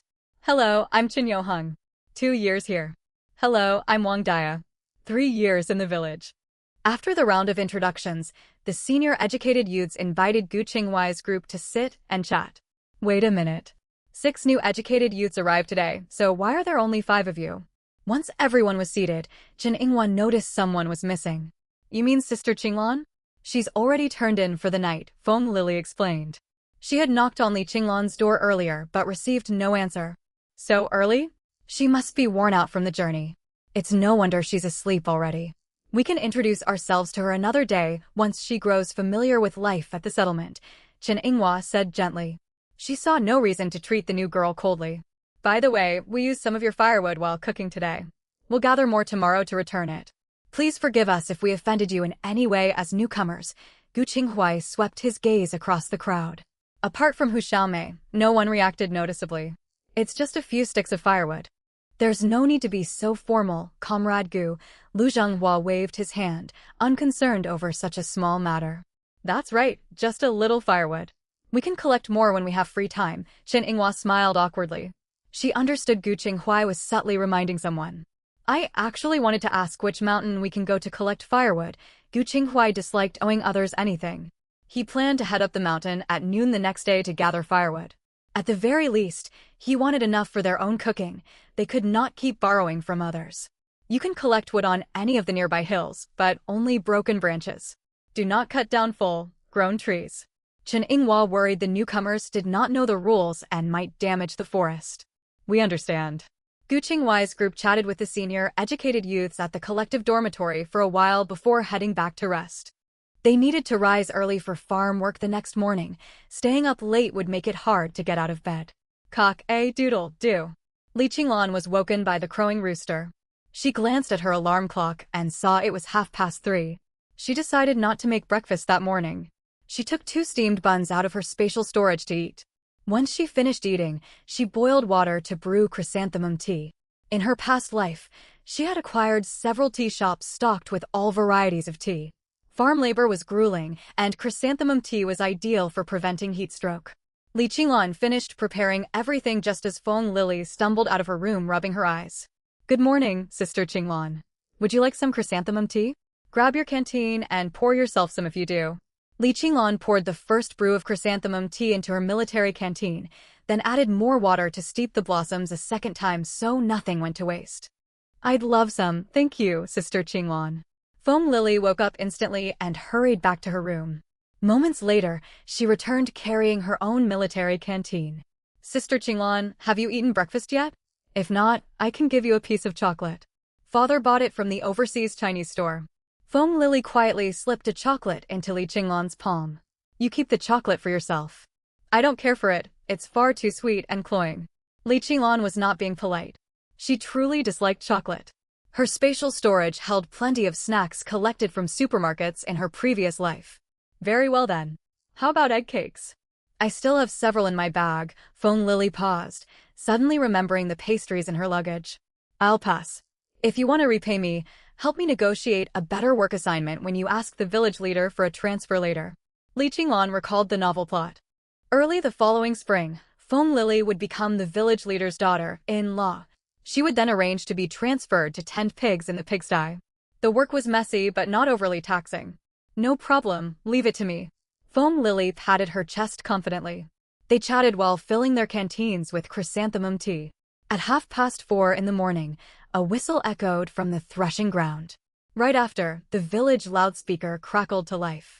"Feng Lily, hurry back to get your work gloves and straw hat. We need to gather at the threshing ground." Li Qinglan rushed into her room to fetch her own hat and gloves. She did not want to be late on her first workday and leave a poor impression on the village leader. Right away, Feng Lily sprinted toward her dormitory. As she passed the room where Gu Qinghuai and the other young men stayed, she saw them hurriedly munching biscuits. Chen Lijun, who shared a room with her, was already packed and ready to head out. Her dry rations were all gone, so she would have to work on an empty stomach that morning. When Li Qinglan and Feng Lily reached the threshing ground, villagers had already lined up into 6 teams. Soon after, Gu Qinghuai and the others arrived as well. Once everyone assembled, the village leader began assigning work. "Good morning, everyone. I am the leader of Dave Village. Let me go over today's tasks. Teams 1 and 2 will transport wheat. Teams 3 and 4 will cut wheat. Teams 5 and 6 will thresh and dry the wheat." The 6 new educated youths, Gu Qinghuai to Team 1, Li Nan to Team 2, Wang Jiwei to Team 3, Li Qinglan to Team 4, Feng Lily to Team 5, Chen Lijun to Team 6. We have roughly 2 more days of wheat harvesting ahead of us. Let us work hard and aim to finish ahead of schedule. The 6 village teams normally handled different labor, earning varying work points. Teams 1 and 2 were made up of strong adult male laborers, earning 10 work points on ordinary days and 12 during the busy harvest season. Teams 3 and 4 consisted of capable young wives and elder women, earning 8 points normally and 10 during harvest. Teams 5 and 6 held elderly villagers and part-time laborers, earning 5 points normally and 7 during harvest. Looking at the work assignments, Li Qinglan knew someone had spoken to the village leader ahead of time. Feng Lily's father truly doted on his daughter and had made sure she would not be overworked. Once assignments were handed out, everyone dispersed to start labor. Li Qinglan's team leader was Zhang Guilan, a woman in her 40s and the village accountant's wife. "You are Li Qinglan, yes? Come with me, I will get you a sickle." Zhang Guilan thought reasonably well of Li Qinglan, who had not caused trouble from the start. "Thank you, team leader." Li Qinglan was curious about wheat cutting. She had grown up in southern China in her past life and had never laid eyes on wheat, let alone harvested it. Zhang Guilan fetched a sickle for Li Qinglan and led her to the plot assigned to her for the day. "Your task today is 1 mu of wheat. Start cutting and someone will come later to bundle the stalks." "Understood. Does that mean I can stop working once I finish?" 1 mu sounded daunting to most people, but it was nothing for Li Qinglan. She had farmed in her previous life. Though she had cut rice rather than wheat, the techniques were similar. She possessed great strength and would work quickly. That is the rule. But if you fail to finish, you must stay and carry on until the plot is cleared. Zhang Guilan did not believe Li Qinglan could complete 1 mu in a day. Even Chening Hua, who had been in the village for years, could barely finish in mu by sunset. "No problem. I'll get started now." Li Qinglan intended to finish quickly. She planned to hike up the mountain in the afternoon. In her past life, she had heard wild hazel mushrooms from northeast China were delicious. Now that she was here, she was determined to find some. Satisfied that Li Qinglan knew how to wield a sickle, Zhang Guilan returned to tend her own assigned plot. Even as team leader, she had to work in the fields, and her plot was larger than everyone else's. When no one nearby was watching, Li Qinglan unleashed her full speed. In less than 2 hours, she had cut nearly half the moo. As she focused on harvesting wheat, she sensed movement ahead. She guided a vine to creep forward quietly and spotted 2 wild pheasants pecking for food among the wheat stalks. Pheasant meat was a little tough, but it made excellent soup. Li Qinglan urged the vine forward to wrap around the birds. The moment the vine touched them, she stowed both pheasants into her spatial storage. For the rest of the morning, Li Qinglan kept cutting wheat while staying alert to her surroundings. Ripe wheat drew wild pheasants down from the hills to feed. She spotted several more, yet the birds were extremely wary and flew away before she could use her ability. She also caught glimpses of hares, but they darted off too fast for her to summon vines in time. Before noon struck, Li Qinglan completed all her work. Every stalk of wheat on her assigned moo lay neatly cut across the field. Zhang Guilan had worried Li Qinglan would slack off and fail her task. When she walked over to check the plot, she stared at the evenly laid wheat stalks in shock. "Comrade, did you cut all of this by yourself? My benchmark for wheat cutting speed draws from rice harvesting. Feel free to offer corrections." Still, the protagonist cannot be measured against ordinary villagers, for she possesses supernatural abilities. "Yes, team leader. I've finished all my assigned work. Can I head home now?" Li Qinglan sat on the field ridge to rest as she waited for Zhang Guilan's inspection. "You truly finished?" I need to consult the village leader. I'll come find you this afternoon." Zhang Guilan did not know how to respond and hurried off. Li Qinglan stared at her retreating figure in confusion. She had only asked if she could stop work. Why had the team leader rushed away? Well, if Zhang Guilan was gone, she might as well wander up the mountain. Her plot bordered Dacheng Mountain, and she could reach the trailhead easily. Before climbing, she needed to eat 2 steamed buns to replenish her energy. She had not eaten anything since early morning and risked fainting from hunger. After eating, she grabbed her canteen and walked toward the mountain. Though the hills looked close from the wheat fields, she walked for roughly 10 minutes before reaching the trail entrance. It was lunchtime, and nearly all villagers had returned home. She did not meet anyone along the path. She only planned to explore the outer slopes and would not venture deep into the mountains. Once she reached the hilltop, she took a seldom used trail leading toward another mountain range. Once she was far from the paths villagers normally traveled, she pulled a hatchet out of her storage and climbed trees to chop dry dead branches. Dry branches were suitable for cooking fuel. Thicker trunks were better for heating the kang beds. Few dead trees grew on the outer hills, and she had no wish to compete with villagers for resources. She planned to venture deep into the mountains in a few days, where dry timber would be abundant. With her spatial storage, transporting would be effortless. Over an hour later, Li Qinglan looked at the piles of firewood and felt a surge of satisfaction. She used vine rope to bind the dry branches into bundles to carry down the mountain. After tying 2 large loads, she stowed the rest inside her storage space to retrieve once she returned to the settlement. Meanwhile, after lunch, Zhang Guilan hurried to the village leader's home. "Village leader, are you in?" "Who's there?" "It's Guilan. What brings you to look for my husband?" The village leader's wife stepped out of the house and eyed Zhang Guilan suspiciously. "I need to speak to the village leader about official business." Zhang Guilan found the woman's wariness amusing. She and the village leader had once been matched for a blind date, yet they rarely interacted. The leader's wife was overly sensitive and treated her like a thief every time they met. "Very well, come inside. He's resting in the main room." The woman stepped aside to let Zhang Guilan enter. The village leader frowned upon hearing Zhang Guilan's voice. "What's the matter?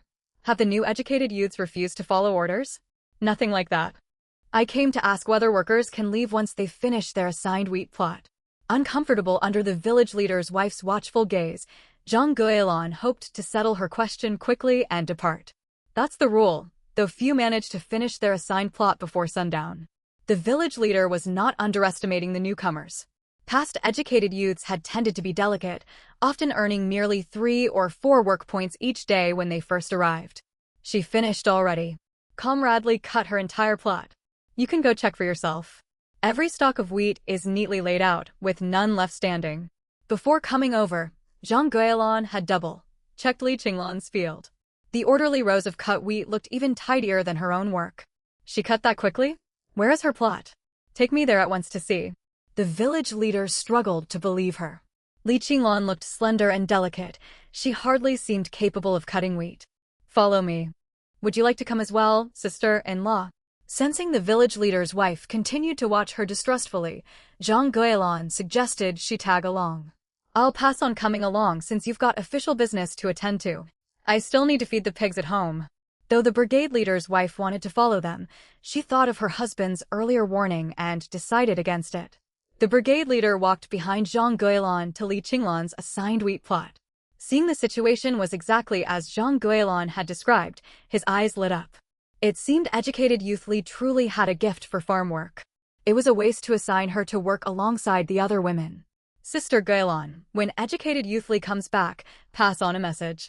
From now on, her assigned plot will cover 2 mu of land, and she'll earn 15 work points each day. While the brigade leader increased Li Qinglan's workload, he also raised her work points. 15 work points a day was the highest rate in the village. Only a handful of strong male laborers earned more. Everyone else fell short. 15 points? Isn't that a bit much? Zhang Guilin grew envious. At 15 work points daily, that would add up to 450 work points each month. It's reasonable. Her workload has doubled, so 15 work points is fair. Here's an alternative. We could set her task at 1 mu instead, but she'll need to cut and bind the wheat all on her own. The 4th production team is short-handed, and we can't spare anyone to help tie the wheat sheaves, Zhang Guilin considered. Given how quickly she harvested, the team would need 2 workers just to keep up binding wheat for her otherwise. That works. Arrange it however you see fit. I'll speak to the work point recorder to avoid any tallying mistakes. With that, the brigade leader folded his hands and left the wheat field. Zhang Guilin worried Li Qinglan might not return in the afternoon. She kept glancing over her shoulder as she cut wheat. In a moment of carelessness, she sliced her hand with the sickle. Thankfully, she reacted quickly. Otherwise, she would have cut a chunk of flesh from her palm. Team leader, what happened to your hand? Li Qinglan called out as she carried a load of firewood over, arriving just in time to witness the accident. I nicked myself cutting wheat. Did you head up the mountain just now? Zhang Guilin stared at the firewood piled behind Li Qinglan. Had she skipped lunch entirely? Yes. I brought 2 steamed buns when I left this morning, so I didn't go back for midday meal. Buns turned cold sitting out. Why didn't you head back to heat them up? Now that I think about it, you only arrived yesterday. I suppose your dorm lacks firewood, which is why you rushed up the mountain to gather some. Zhang Guilin was convinced she had figured it out. If educated youth Li planned to cook for herself, firewood was essential. It's fine. Cold buns taste all right. I'm not fussy. Anything that fills my stomach works. Having lived through the end times, she had eaten far worse. Steamed buns were nothing. She could even survive on tree bark if necessary. I just spoke with the brigade leader. He says you'll harvest 1 mu of wheat independently from now on. That means after cutting it, you must bundle the sheaves and carry them over to the main road. Zhang Guilin felt a twinge of guilt. She had told Li Qinglan earlier she could finish work once her task was done, yet now extra duties were being added. It hardly seemed right. What about work points? Am I still getting 10? Li Qinglan hesitated. No one wanted to work for nothing. If you complete all the work, you'll receive 15 work points every day. That's the highest pay available in Dave Village. The brigade leader cannot offer any more. Zhang Guilin worried Li Qinglan would be unsatisfied. Her workload had doubled, yet work points only rose by 5. Very well. I'll take this firewood back first and return to harvest wheat shortly. Li Qinglan regretted finishing her morning work so quickly. If she had known more labor would be added, she would have left some tasks for the afternoon. Hurry along then. You can't stop working for the day if you fail to finish before sundown. I will bring the firewood back and come straight over. Li Qinglan acknowledged her words and continued carrying the firewood toward the educated youth compound. At the threshing ground, educated youth Feng, how old are you? Do you have a suitor?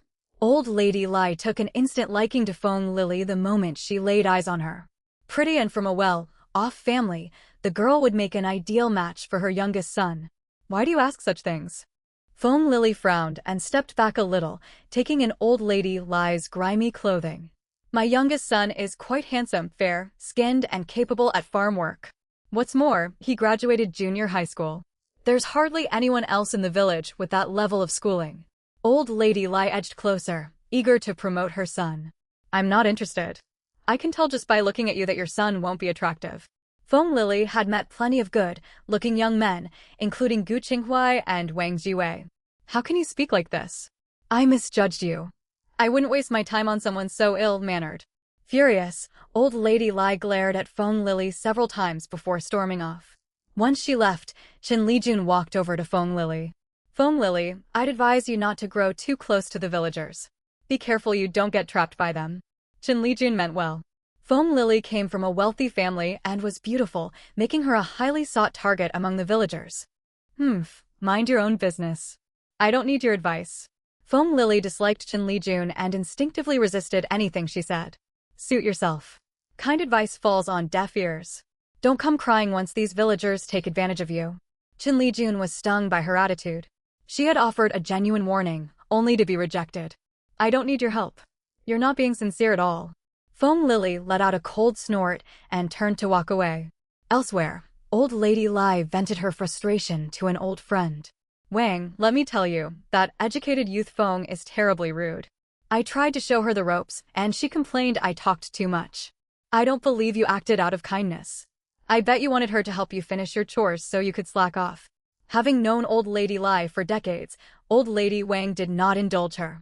That's not true. Do you think I'm that sort of person?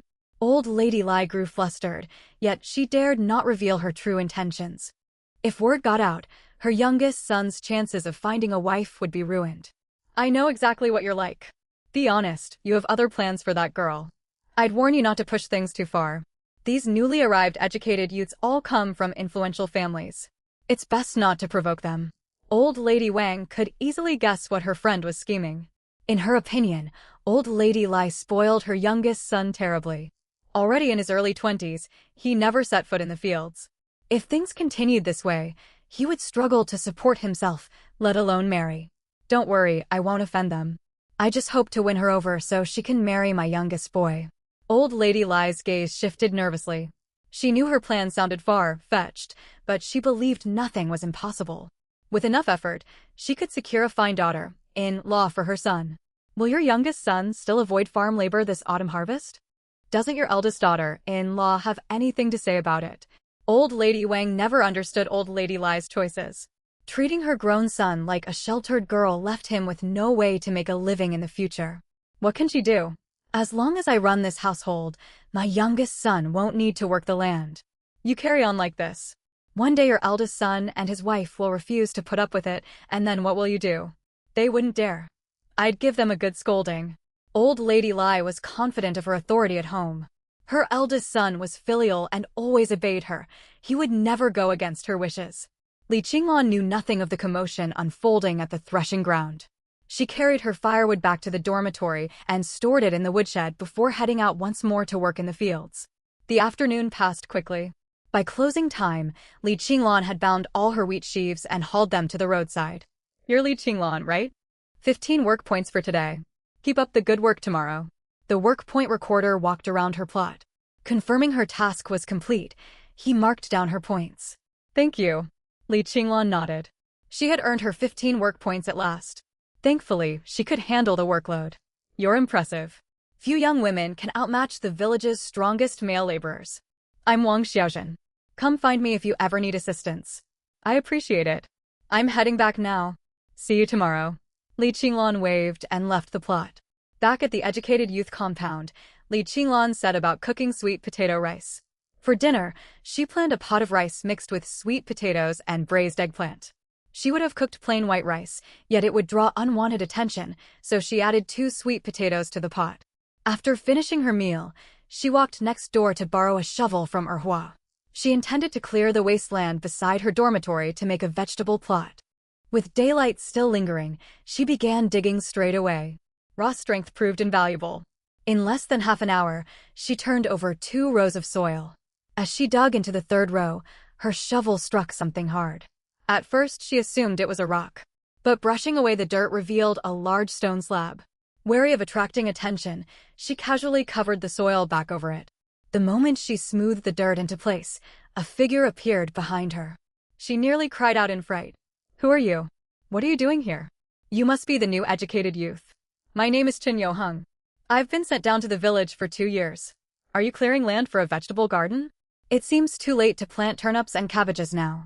Chin Yo-hung glanced over the freshly turned soil, a glint flickering in his eyes. That's right. I plan to trade with villagers for seedlings. They should ripen before winter sets in. For some reason, Li Qinglan suspected Chin Yo-hung harbored ulterior motives. Recalling what she had uncovered beneath the soil, could he also be searching for whatever treasure lay buried there? She would need to dig it up tonight, otherwise everything would fall into his hands. You're certainly hardworking. There's no need to clear new land here. The vegetable plot ahead belongs to the educated youth compound. You could plant your vegetables there instead. Chin Yo-hung sized Li Qinglan up and down. She looked ordinary enough. She probably knew nothing. No thank you. I've already broken the soil here. It's close to my dormitory, making it convenient to gather vegetables. Why did he want her to abandon this patch? It strengthened her suspicion that something valuable lay underground. This area borders the bamboo grove. I only suggested the shared plot because the soil here may lack nutrients. Chin Yo-hung's smile began to falter. He had not expected the new arrival to ignore all his suggestions. I prefer the spot. Li Qinglan ignored him and continued digging with her shovel. She only stopped once she finished turning over the whole patch. When she glanced behind her, Chin Yo-hung had vanished without a trace. Li Qinglan checked the time. It was past 8 o'clock in the evening. She hurried to carry buckets of water from the front yard to moisten the soil, then planted the seedlings she had gotten from Erhua. To boost their survival chances, she used her wood elemental ability to gently encourage their growth. She only stopped once she was certain every seedling would thrive. After tidying the garden plot, Li Qinglan bathed and climbed into bed. Deep into the quiet night, a shadow crept toward Li Qinglan's room.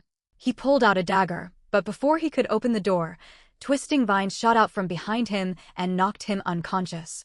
A short while later, Li Qinglan opened her door and stepped outside. She had endured a tiring day and hated being disturbed in the night. She looked down at the man sprawled on the ground and let out a cold laugh before stepping forward and breaking both of his hands. No matter what his objective had been, Li Qinglan would not let him off easily. She disliked trouble more than anything, yet some people court disaster of their own accord. She would show no mercy. If taking human life were not against the law, she would have disposed of him permanently. Li Qinglan feared no retaliation. Anyone who came for her would meet the same fate. To avoid leaving evidence linking herself to the incident, she directed the vines to drag the man to the entrance of the male-educated youth dormitory in the front yard. Once he was moved, she turned her attention back to the vegetable plot to uncover the buried treasure. She had not gotten a proper look earlier, afraid of being discovered. After shifting the stone slab aside, she found several earthen jars beneath it. She counted roughly 7 containers in total. 2 held gold bars, and the rest were filled with silver dollars. These relics must have been hidden by the original owner of the old homestead. Now they belonged to her. Li Qinglan waved her hand, and all valuables inside the jars vanished, leaving only empty pottery. She replaced the jars exactly as she had found them and smoothed the disturbed earth of the garden to erase all signs of digging. With everything set right, she returned to her room to rest. She slept soundly through the night. Early the next morning, a sharp scream echoed from the front yard of the educated youth compound. What's wrong? What happened? All the educated youths were jolted awake and rushed outside. Is he alive? Could he be dead? Yang Xiaomei's voice trembled. She had been the first to discover Chin Yo-hung. He's still breathing, just unconscious. Wang Aigua knelt and held a finger beneath Chin Yo-hung's nose, relieved to detect breath. He was confused. Chin Yo-hung had been lying on his bed before everyone slept. How had he ended up outside the dormitory doorway? Shall we fetch cold water to wake him? Morning labor starts soon. He'll miss work if he stays passed out. Lu Zhenghua glanced toward Qin Jingxi as he spoke. Go ahead, Qin Jingxi replied coldly, her expression devoid of warmth. Moments later, Wang Aigua fetched a bucket of water from the well and splashed it directly onto Chin Yo-hung's face. Cough, cough. Why are you pouring cold water on me? Chin Yo-hung spluttered awake, clutching his chest as he coughed violently. Chin Yo-hung, are you all right? How did you end up sleeping outside the dorm? Wang Aigua sighed with relief seeing him regain consciousness. I don't know. I woke up on the ground. My hands and wrists hurt terribly, like they're broken. Chen Yohong winced in agony, yet he dared not tell the truth. He had been knocked out before catching sight of his attacker, and had no idea who had assaulted him. You were in your room last night. Could you be sleepwalking? Wang Aigua shared a bed partition with Chen Yohong, yet he had slept so deeply he never noticed him leaving. Even sleepwalkers don't end up with broken limbs. Perhaps he wandered somewhere he shouldn't have gone, or saw something he was never meant to witness. Hu Xiaomei took a step back, caught up in wild imaginings. That makes sense. Maybe he trespassed into someone's home while sleepwalking, so they broke his limbs and dumped him back here. Yang Zhaodi had never trusted Chen Yohong. She thought him too faced and dangerous, so she kept her distance. Yang Zhaodi, Hu Xiaomei, stop spreading nonsense. Chen Yohong shot them a sharp, hostile glare. We're not making anything up. You know exactly what misdeeds you've committed. Hu Xiaomei showed no fear. He was crippled now, with no guarantee he would ever fully recover. Hu Xiaomei, hold your tongue. If you keep talking recklessly, I'll tear your mouth apart. Qin Jingxi stepped forward. Though she disliked her brother, she would not stand by and watch others insult him. Try it. Do you dare? I'm not afraid of you. Hu Xiaomei had long resented Qin Jingxi and waited for a chance to confront her. You asked for this. It would be rude of me not to oblige. Qin Jingxi rolled up her sleeves and lunged toward Hu Xiaomei. Tall and strong, one light shove sent Hu Xiaomei crashing to the ground. Qin Jingxi, how dare you hit me? Hu Xiaomei was no pushover, and the two immediately grappled with one another. Stop this at once. Jingxi, break it up. Xiaomei didn't mean any harm. We are all educated youths sent down to learn from the poor and lower, middle peasants. Don't quarrel publicly and give outsiders cause to gossip. Chen Yinghua hurried to separate them. As head of the educated youth compound, it fell to her to mediate conflicts.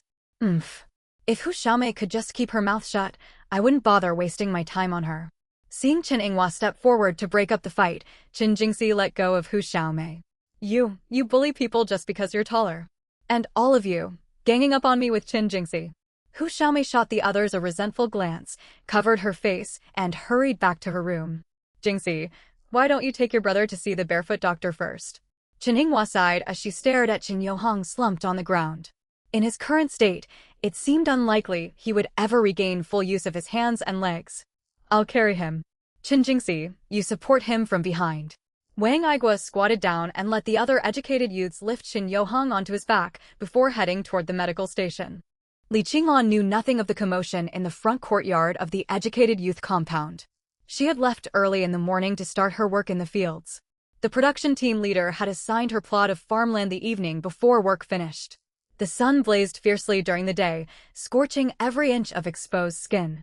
She planned to set off early to work, hoping to finish before 10 o'clock and avoid the midday heat.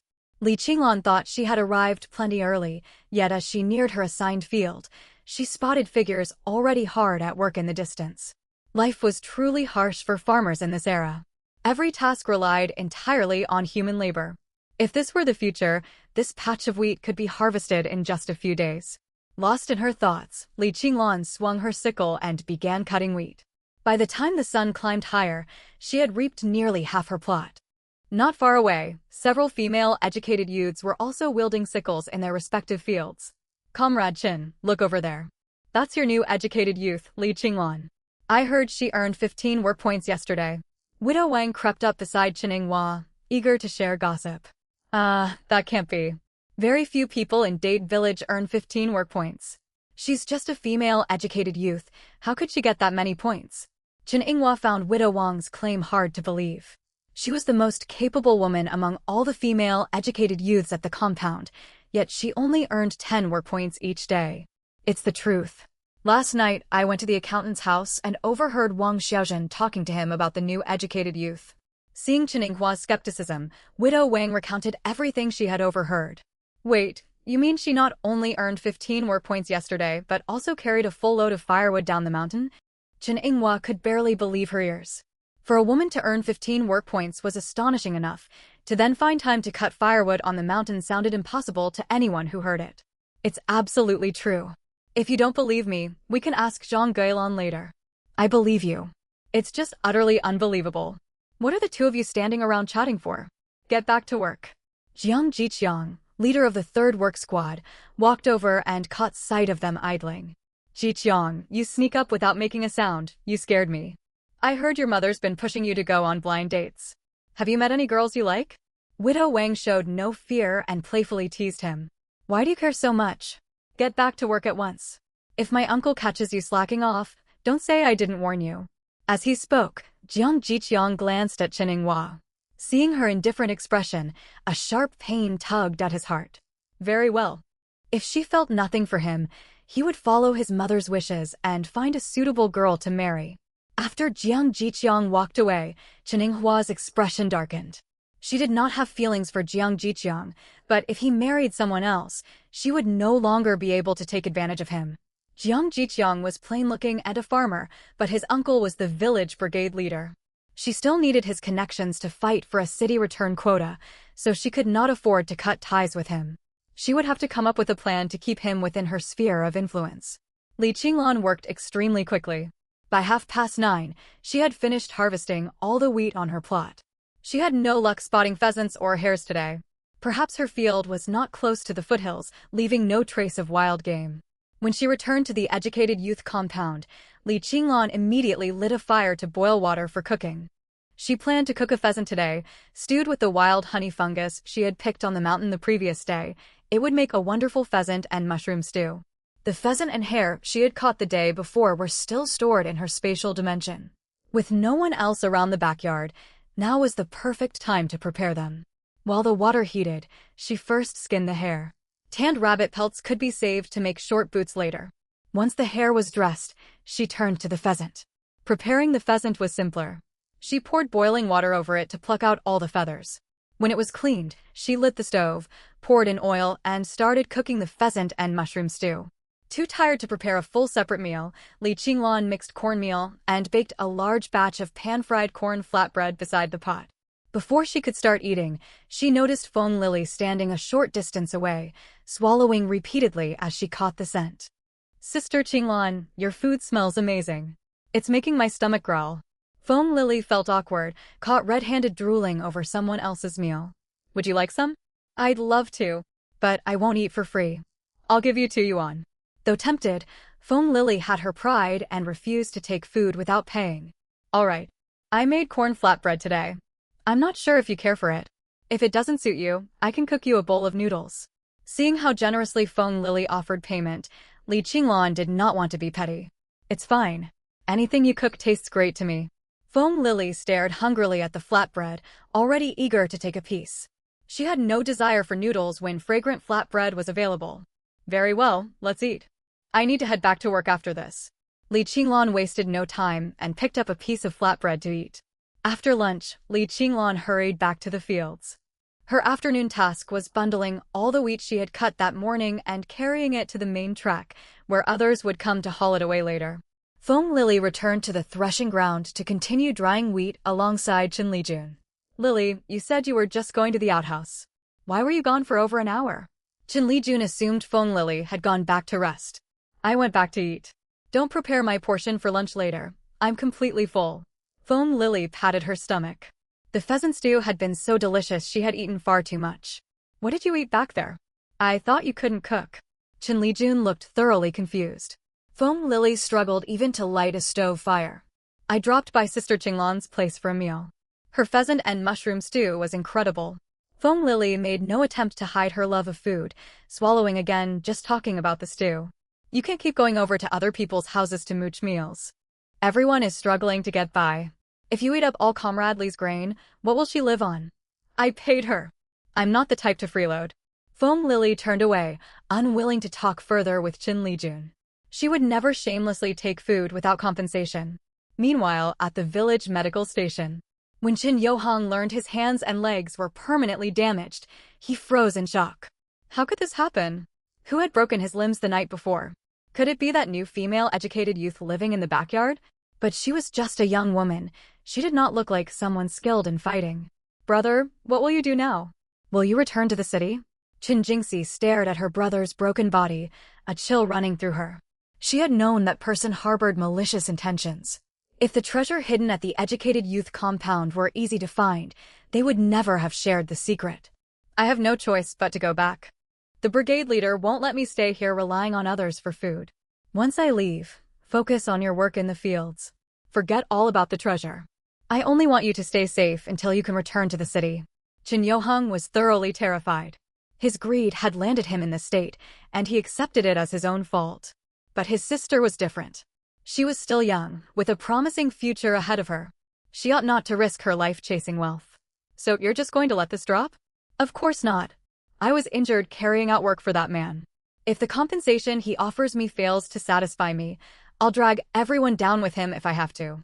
Chin Yo-hung had never been a good man. He would not let anyone withhold what he believed he was owed. Your limbs aren't completely ruined.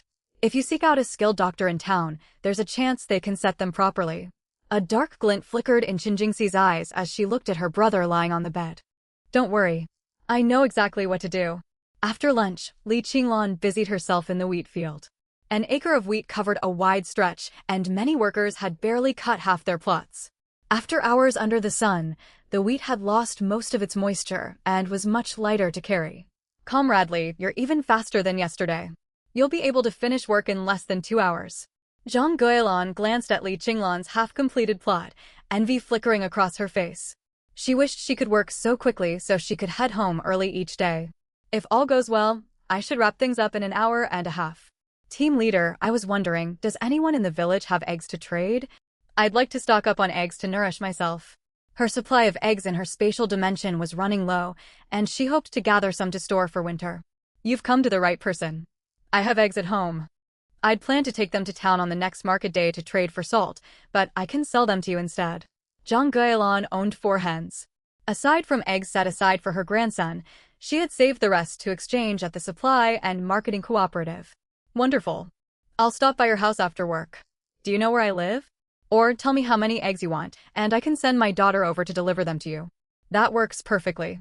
I'll take all the eggs you have. I live in the backyard of the Educated Youth Compound. It would save me a lot of trouble if they could be brought over directly.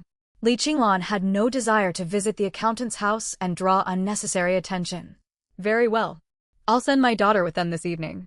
At the thought of selling all her stored eggs, Zhang Guilan's face lit up with joy. Li Qinglan finished her work before 4 o'clock in the afternoon.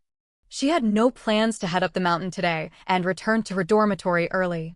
As she passed the medical station, she saw the brigade leader and the barefoot doctor lifting Chin Yo-hung onto a tractor.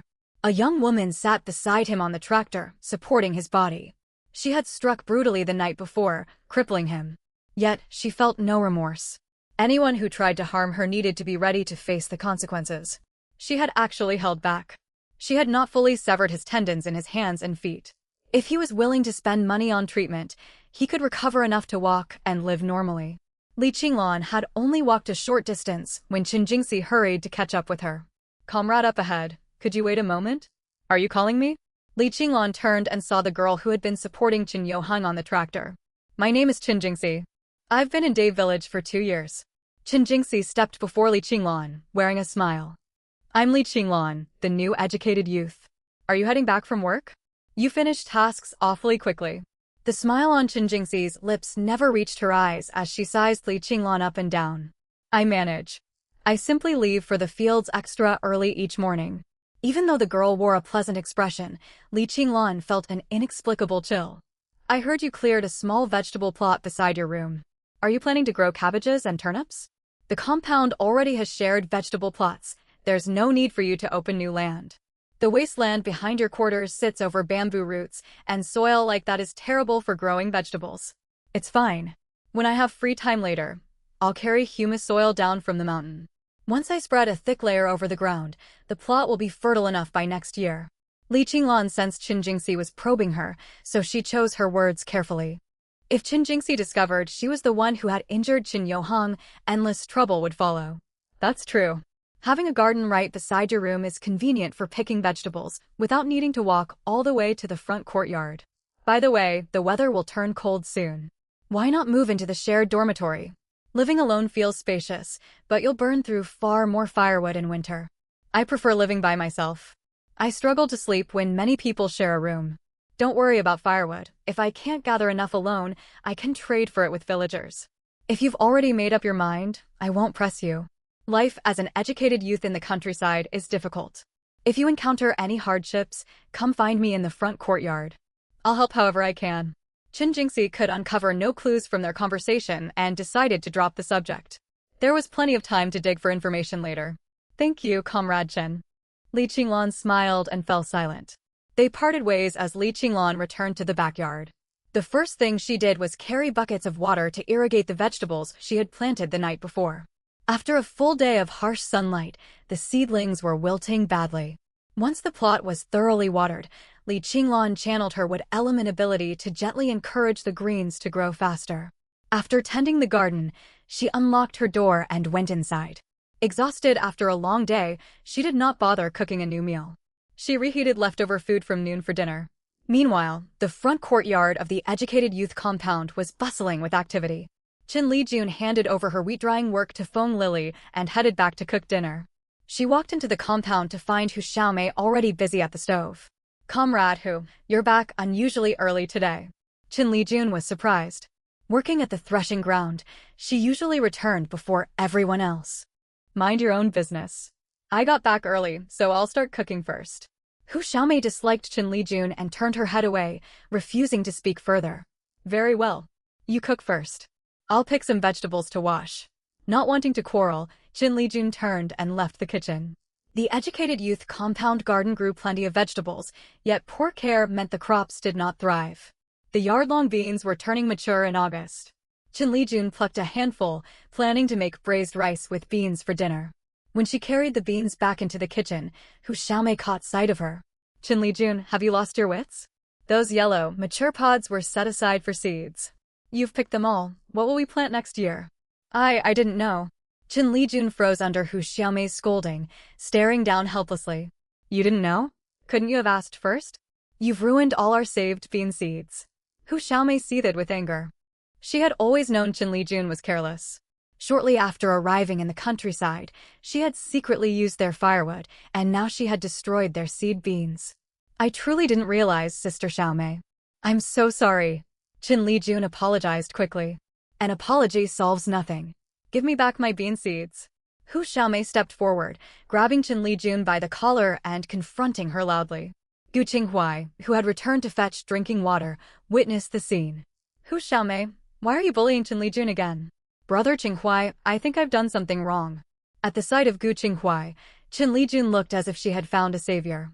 She pulled free from Hu Xiaomei and hid behind him. I'm not bullying her. She's the one in the wrong, and now she twists the truth. Hu Xiaomei looked aggrieved. She had done nothing wrong. Chen Lijun was the one who wasted the seed beans. Hu Xiaomei and Yang Zhaodi usually tended the compound garden, and she had traded with villagers to get all those seeds.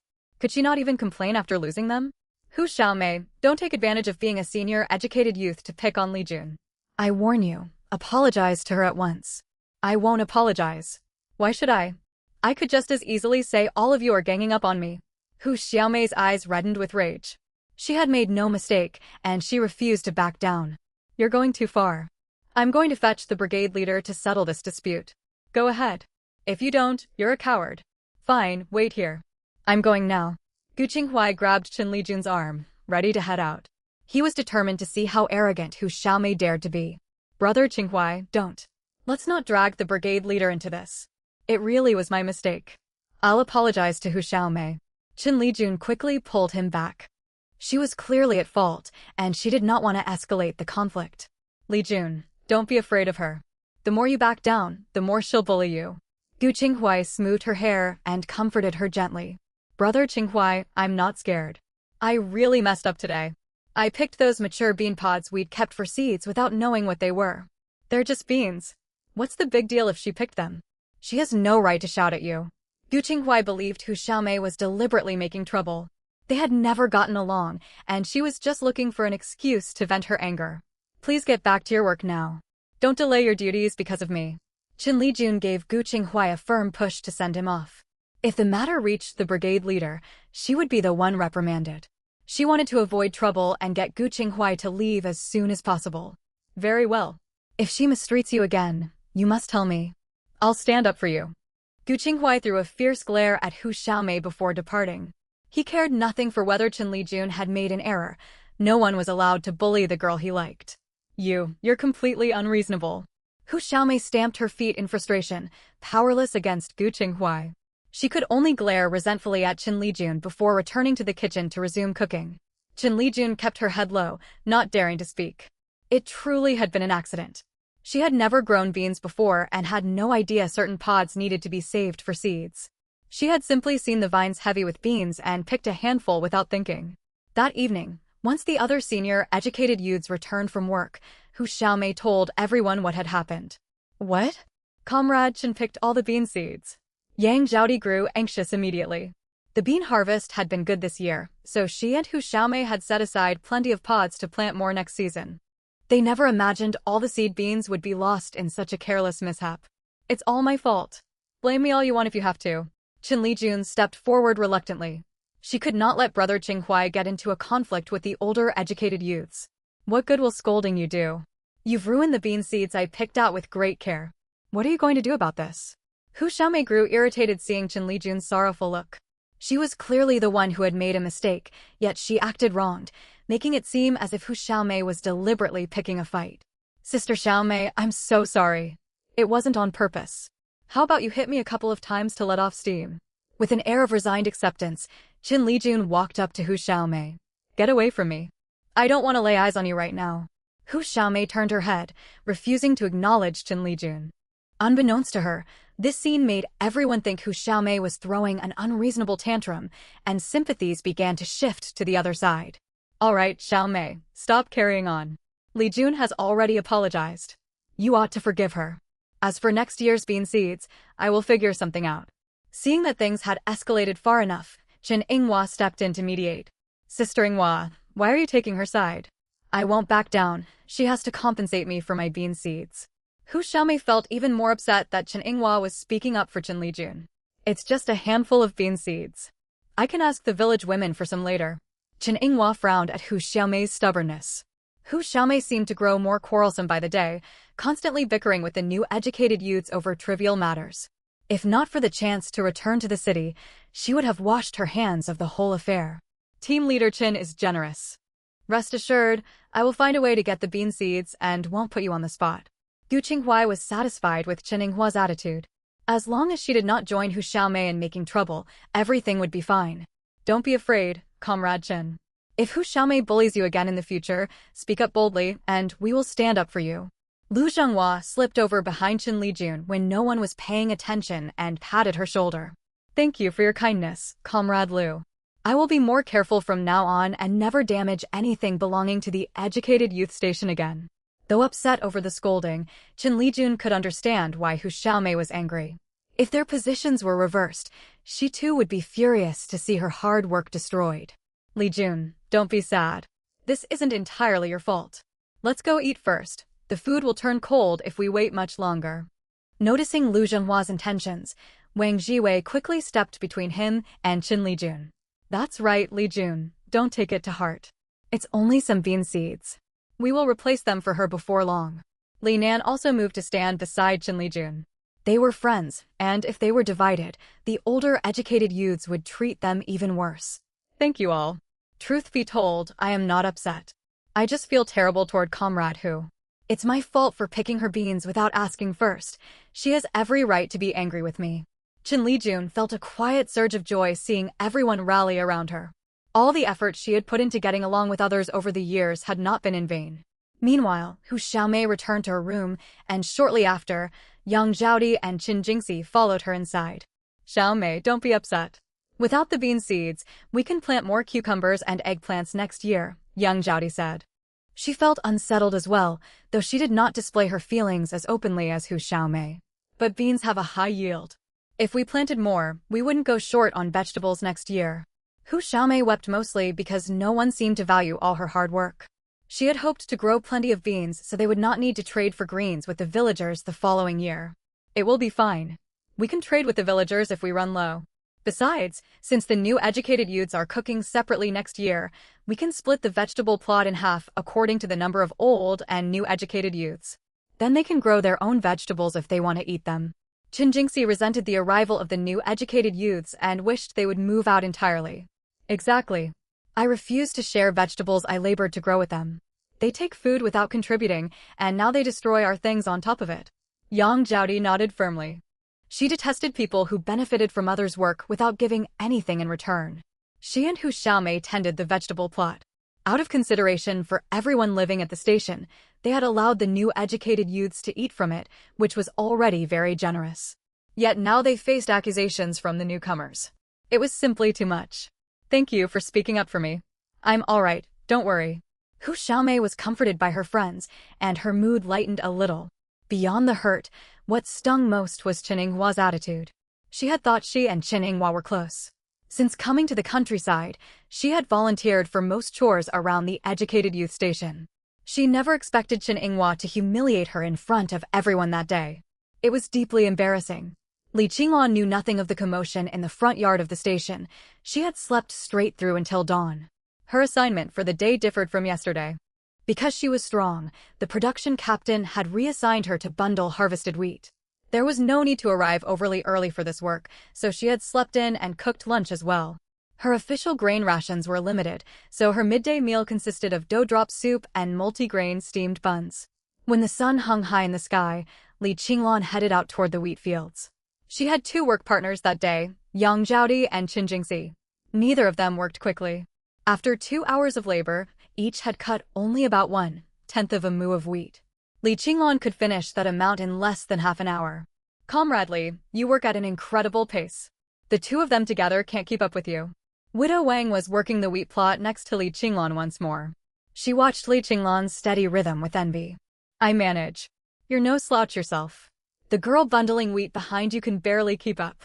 Li Qinglan glanced at the young girl behind Widow Wang and felt a flicker of sympathy. Widow Wang was not an easy person to get along with. The girl bundling wheat for her must have offended her somehow, and now she was making things difficult. That's her own fault for being slow. I don't see why the captain let a 15-year-old girl earn the same work points as us. She's taking income away from village folks. Widow Wang glared sharply over her shoulder at the girl, her malice plain to see. I wonder where her family is. Why is such a young girl out working alone? Li Qinglan frowned. She did not exactly pity the girl, but the captain's arrangement struck her as unreasonable. She has no family left. Her father was killed by a wild boar while gathering medicinal herbs in the mountains not long ago. Less than half a month after that, her mother remarried. Now only she and her younger brother remain. He's still little, only in the 1st grade of primary school. What a hard lot. She has to hold up the whole family at such a young age. Li Qinglan had seen many people suffering hardship. She could offer sympathy, yet little practical help. Only the girl herself could change her fate by standing strong. She carries herself proudly. She doesn't want anyone's pity. I once tried to find her a suitable match, and she turned me down flat. Widow Wang still felt annoyed thinking her well-meaning proposal had been rejected. She is far too young for marriage. She's already 15. Back when I was her age, I already had my eldest son on the way. Widow Wang took offense and raised her voice. But the legal minimum marriage age should be 18. A 15-year-old is still just a child. Li Qinglan could not agree with Widow Wang's way of thinking. Pressuring such a young girl to marry was unconscionable. We're country folk. We know nothing about legal marriage ages. As long as a woman can bear children, that's all that matters. That's your opinion. It's normal for her to refuse. Besides, you have no right to harass her at work just because she turned you down. Li Qinglan could no longer stand by and watch. To bully a young girl merely for rejecting a marriage proposal was sheer high-handedness. Comradely, don't falsely accuse me. When have I bullied her? I just want to wrap up work early today. How is that my fault if she can't keep up? Widow Wang then shouted toward the girl. Wang Chunlan, did you skip breakfast? Hurry up and pick up speed. What are you dawdling back there for? Yes, Aunt Wang. Wang Chunlan wiped sweat from her forehead with her sleeve. She was already exhausted, yet she gritted her teeth and continued bundling wheat to avoid being scolded. Li Qinglan could not watch any longer. She walked straight over to Wang Chunlan. Let's swap work. You go bundle wheat behind Comrade Yang, and I'll take your place here. No, I can manage. Wang Chunlan waved her hands, unwilling to drag others into trouble. It's fine. Bundling behind Comrade Yang amounts to the same work. She cuts wheat slowly, and I was worrying we wouldn't finish early. Li Qinglan pulled Wang Chunlan over to stand behind Yang Zhaodi. Yang Zhaodi worked sluggishly and had only cut 2 rows of wheat after all this time. Thank you, sister. Tears welled up and rolled down Wang Chunlan's cheeks. This new educated youth was the first person to lend her a hand ever since her parents passed away. Keep working hard. Once you get through these difficult days, your life will get better. Li Qinglan patted Wang Chunlan's shoulder. There was only so much she could do. The girl would have to rely on herself to build a better life. It was 1972. In a few years, reform and opening up would begin across Huagua.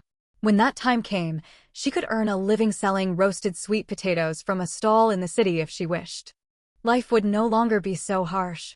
Widow Wang stared in shock when she saw Li Qinglan standing behind her. She had set out to bully Wang Chunlan, only to end up stuck with a far faster worker. Aunt Wang, keep cutting wheat. I'll catch up to you soon. Li Qinglan openly admitted she was doing this on purpose. Since Widow Wang had bullied the young girl, she would return the treatment. How can you rush me? I'm getting on in years. I'm not fit for heavy labor. You seemed quite vigorous a moment ago. Don't worry, I believe you can speed up. If we push on faster, we can knock off work early tonight. Li Qinglan had no intention of letting Widow Wang off easily. She planned to teach her a lesson so she would stop harassing others. I can't go on. I'm heading home to rest. With that, Widow Wang grabbed her sickle and fled. She feared Li Qinglan would keep pushing her to work non-stop. Li Qinglan chuckled at the sight. Widow Wang embodied bullying the weak and fearing the strong. Chen Jingxi watched the whole scene, and her suspicions toward Li Qinglan deepened. Could Li Qinglan be the person who had crippled her elder brother? Wang Chunlan grew unsure what to do after Widow Wang left. She glanced toward Li Qinglan and hesitated before speaking. Should we swap back? No need. Stay and work with Comrade Yang. Don't worry about me. Li Qinglan waved off her suggestion. She had already disliked working alongside the slow Yang Zhaodi and Chen Jingxi. With Widow Wang gone, she could wander up the mountain for a while before returning to finish her tasks. Thank you, comrade. You're welcome. Get back to work. I'll take a stroll on the mountain before coming back. With those words, Li Qinglan turned and walked toward the hills. Once she rushed home, Widow Wang drained a large bowl of water to catch her breath. She felt utterly wronged. A newly arrived educated youth had dared to stand up to her. Mother, why are you home already? Widow Wang's son Wang Taizhu stepped outside at the noise and stared in surprise when he saw her. Don't even ask. I'm furious. That new educated youth Li is far too arrogant. She dared to lecture me. Widow Wang grew more agitated, raising her voice. Mother, lower your voice. Don't let others hear you. Weren't you working with Wang Chunlan today? How did you end up paired with Comrade Li all of a sudden? Wang Taizhu was curious about this Comrade Li who had left his mother so frustrated. Don't mention it. That Li stuck her nose into other people's business when she saw me disciplining Wang Chunlan. Now Wang Chunlan works behind Yang Zhaodi instead. What am I supposed to do this afternoon? Widow Wang knew her limits. She could only pick on vulnerable girls like Wang Chunlan. She could never match Li Qinglan's work speed. The thought of being hurried along by Li Qinglan all afternoon filled her with dread. Mother, I've told you not to pick on Wang Chunlan. She lost her father and was abandoned by her mother. She already has enough hardships without you adding to them. You don't understand anything. I just wanted to teach her a lesson so she knows not to slight me. Mother, is it really necessary just because she turned down the marriage match you found for her? Ungrateful boy. Do you know who I wanted her to marry? It's your uncle's only son, your own cousin. Widow Wang slapped her son on the head. The boy's words infuriated her.